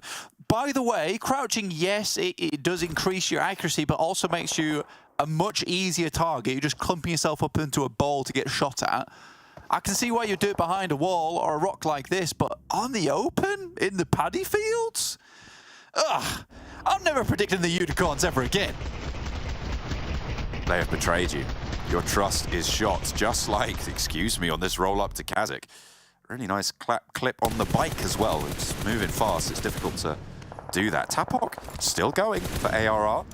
Most players alive is 3 now for Dark Project, MUERTE, and VIRTUS.PRO, all playing with 3. Dark Project on the southeast side, probably with the worst end of the deal, given that they are outside of the zone with only eagar in. Well, back to AR. Tapok goes for another elimination, doing pretty well for himself. And Latte, in the meantime, gets taken down by a player from Dagestan. Shifu really has been doing absolute bits for the team so far. Finally does go down, but he has been a dagger in the side of a lot of these teams for a long, long time. VIRTUS.PRO with some nice high ground still to play around with. Unlikely a lot of these players coming down from the south and east side will be able to get past them. Somehow, Tapok has just been devastating. I'm worried for VIRTUS.PRO now. They were my prediction. Me and Max going for them, but Tapok's nearby, and he's just been ruining everyone's day in this match so far. 5 eliminations. The only player to get points on his team. Playing a solo for a long, long time here. VIRTUS.PRO spot Major Pride up on the north. Monkey goes down first and flushed out. Low armor for some of the VIRTUS.PRO players there. In effect now, last standing for the squad. Beck trying to heal forwards. No more first aids. Just needs to make a mad dash. No sims either by the looks of it. Just about going to make it. Hits the deck, but the zone's going to move in 18 seconds. And it's really not an ideal situation. Effect similarly placed, but has got 2 first aids. Makes it across the headland and actually maybe out the sightlines of VIRTUS.PRO, but Tapok, oh no, he's going to get the broadside onto single. Who hops back in the buggy, gets knocked out. Tapok, how have you done this to everybody who's nearby of Hayes? Moves into position to try and get an overarching position. No flush over onto single, but that's going to bump VIRTUS.PRO down to 2. A nade over the top is going to find Tapok and force him out of cover. Of Hayes is there, Purple as well, and they're gonna have attempt to get some vengeance, but Tapok is there for more. Purple shuts it down, and VIRTUS.PRO could have just had their day ruined.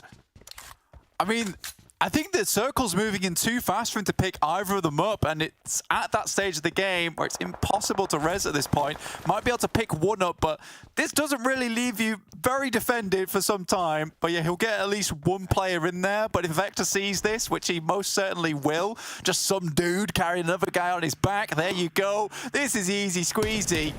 No! It's all going to hell in a handbasket right now for VIRTUS.PRO. Purple needs to just abandon the teammate and try and survive as a solo. Get to cover, Effect is spotted. Purple now needs to answer with a volley and slow Effect down, which he will be able to do so. Comes through actually from MUERTE as Effect's position is given up. VIRTUS.PRO into the top 3. Goodness me, finally able to make it just a little bit further and goes down. MUERTE on the west edge with the lion's share, but Dark Project with 3 players alive. Blank, you said you wanted to see this from them. Is it going to come to pass? There'll be my secret prediction as well. This is the team I actually predicted. I predicted in stage 2, therefore I get a second prediction. Isn't that right? That's how that works? Absolutely. So that's the team that I predicted now. No, I'm joking. Honestly, I would love for Dark Project to make this one happen, but it is going to be difficult to come to pass. If they can actually hit these shots, it will be good. But this position, this defense, this hard cover isn't going to stick around for long. Madness just has to make this dash. Yeah, and there's the flush over onto Latte. They need these heals. They need to manage to pop it for Madness. I don't think he managed to get it in time. Out the blue, will just go for the knock. And it's easy squeezy. MUERTE close out their day with a chicken dinner. And remember, they were within striking distance of MADBULLS at the top of the table. So with that, they should be able to leapfrog to close out the 3rd day of Phase 1.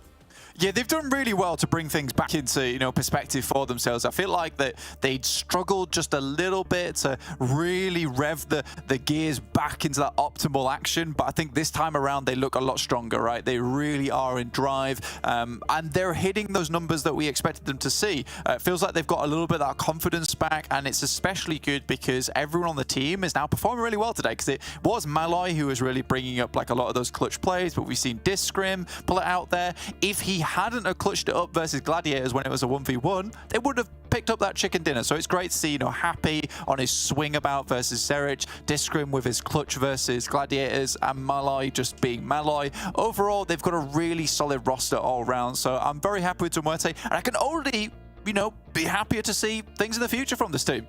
Absolutely. I mean, they are taking this tournament by storm. Them and the MADBULLS really holding everyone to hostage. What a nice chaotic little Sanhok to close out the halfway mark of Phase 1. all these teams are going to have a day's break, but we've got the analyst desk to come up to break it down. MUERTE truly on the warpath. I asked before this game, can they get the 12 points to even things up with MADBULLS at the top? The answer is definitely yes. What a day for them here to be able to move up even more points, Max. Impressive stuff. Yeah, very impressive game coming out from them. I mean, no one was going to be contesting the Western side. We were talking about their split a little bit. I thought their split was maybe a little bit too big and they were just a little bit too spread that entire time. But the thing is, there's no one that's going to be threatening them from the Western side. All the teams are forced their way because of how these circles have been shifting. No one is going to be a threat to them because of that. And it worked out for them. And really, the team has been stepping up big time throughout today. They got themselves a second place and this chicken dinner back to back now. Yeah, I mean, they're on board to be now. I mean, they should be normally the first place as MADBULLS is not playing. So, yeah, they're going to get some decent points at the end of this phase. Yeah, that's the major thing about what MUERTE is doing, especially here on Sanhok. It's not easy to split out like they are, even as just 3, to then stop those backfills. Make sure that people aren't rotating from the southeast down to the southwest and then threatening them. But that's why they're going for these big splits, and it's really, really effective. It's 17 points for them here, moving up against MADBULLS. That will put them 5 points ahead of MADBULLS at the end of day number 3. But Dark Project, we've been talking every single Sanhok Max about their botations, and they do it again. They perfected the botation. I didn't expect to ever say that about our team being the botation perfectionists, but it is Dark Product right now, the Dark Botation. It is them.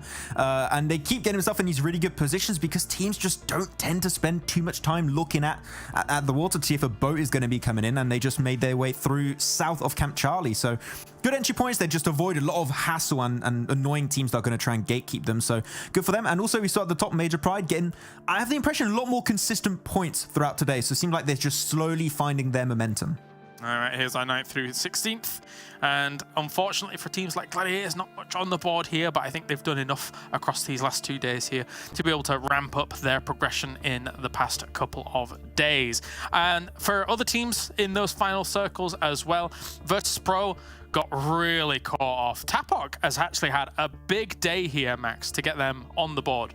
It was actually really surprising because Offphase and Purple, you would think they would spray down at the same time, but they just go one by one, and Tapok is like, well, I'm going to punish that. He gets single, then I think he gets himself the side on top of Purple, and then Offphase is just left as a solo. Luckily enough, he does get it, but I mean, Tapok, I did question because it wasn't super legit the first game because everyone came at him with pans. It was a bit weird. Here, he just outplayed a 3-man team pretty much. So, man, Tapok really stepped up today. Yeah, as you say, Purple should have been there ready to go for that off angle against him as he's pushing up, and it just wasn't there. That causes problems. You have to pick up one player, try and get them into the circle, and then even actually stopping a little bit ahead of where he should have, I think. Trying to just get to a tree or something like that for that pickup, when Effect is then going for the spray down, who traded off what was an elimination point for what could have been a placement point if he'd have taken the moving target, which was... There's a lot of dynamics that go on, right, Max?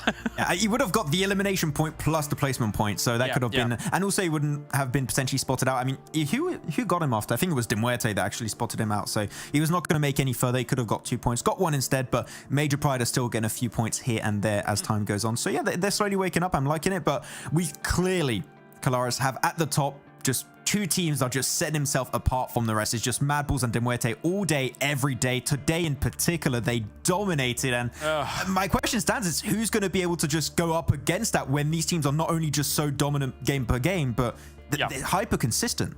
It didn't feel that clear-cut in day number 1, but as the days have rolled on, geez Louise, let's take a look at the overall winners for today, and you'll see kind of what we mean to a degree, as we do have some cheeky winners here and there get themselves the first win of the day, but it did come at the little bit of assistance by our second winners of the day in MADBULLS, and then from there on, Shockwave, Goat Team, and MUERTE are able to round things out. MUERTE, though, in general, their consistency across games, I mean, before we started today, Max, it was 3 first places and 2 fourth places in their last 5 games, and they still continue to find those top placement points here constantly throughout day number 3.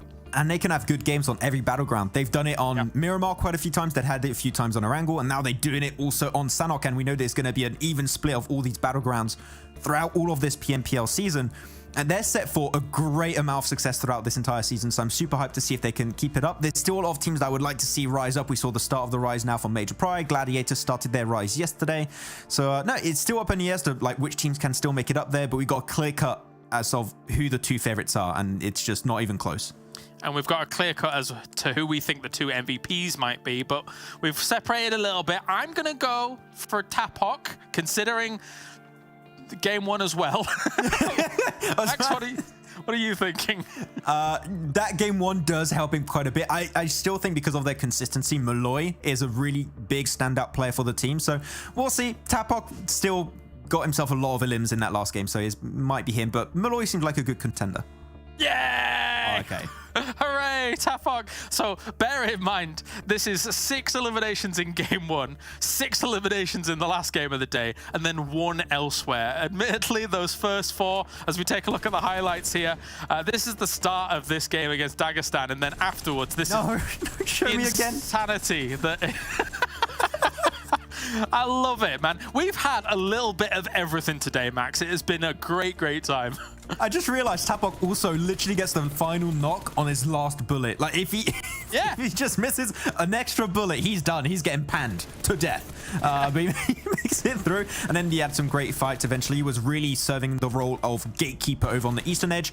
And we're going to see that fight where we still believe VIRTUS.PRO, Purple and Off-Face should have had a little bit better synergy. Single does get surprised. That does happen. But this fight in particular, he takes the shot. Off-Face is just peeking out and Purple's not joining on that spray down. Is very weird to me. But at the end of the day, he does upset a 1v3 fight. I'd be very interested to see actually where Malloy was, though, in the overall MVP standings. If you could look that up, Max, is that available to us? Because if game number 1 doesn't happen the way it did, then it could be completely a different scenario here. But yeah, that's how it does stand with Tapok doing very well. Let's take a look at the overall rankings. Max, do you have anything for me, or is it not updating? I am loading the stats, and he is actually in... Where is it? I'm trying to load it. I'll let you do that whilst I talk about the overalls, as we've got 136 points for MUERTE in first place. As I mentioned, 5 points over MADBULLS, and that is just such a strong statement to make. When MADBULLS has been looking spectacular, MUERTE, they got the ball rolling day one on that Miramar where they clutched it out against 2 4-man teams, and now have found themselves in number 1, Max. So it's actually surprising. Malloy is 11th in position for MVP for today, and in 9th is actually Discrim. Which, so yeah, not really expected up there. And actually, second place top MVP was Zadira from Dagestan 77. So he had, like, we have seen a little bit of an insurgence from Dagestan 77. So good stuff. But at the bottom, still need to see some more from your Unicorns of Love, from your Gladiators, from your VIRTUS.PRO that have... No, Gladiators have had some good results, especially in that second day. But still in 14th place. They might also miss out on that one Vikendi game at the end of the phase. Yeah, you need top 12 to be able to get to that Vikendi match, and that is quite nice to be able to bump yourself up in terms of those points overall. And what's also cool about Vikendi in general here in this kind of format is that it's a bit of a wild card, so you're kind of relying a little bit more on your instincts against the rest of the lobby as opposed to a lot of information, be it drop spots or how teams rotate on Vikendi, because we're not playing it as often. And I think a team like Gladiators could be good in that instinct-based game here, Max, but we'll see. Just going for the big crashes on Vikendi, that's what we typically expect. And dropping Garocka, very important. Nowhere else, just not Dino Park. No, I told you it's not good, but I wanted to be an archaeologist. I like it. It's got big dinosaurs, so it's my spot. Yeah. When I was 6, I told my teacher I wanted to be a paleontologist, and she said, "Where did you learn that word?" There you go. All right, let's take a look at the predictions then and the points coming in so far. It's been a roaring success for the desk because we have now overtaken the casters here after John Allen had her lucky day number 1. What do you think about that, Max? Yeah, it goes without saying. I would not expect him to get another 8 points a day. He's had a rough one. He's got 1 point in day 2 and 2 points in day 3. I don't know what to say, but yeah. Otherwise, good day for us. The desk is on point, and I still do not know how I'm doing this, but I'll keep doing whatever I'm doing. It's working. You'll keep doing the thing, I suppose. Yeah. The best bit about all of this is that John just can't reply live on air. It's brilliant. Let's take a look.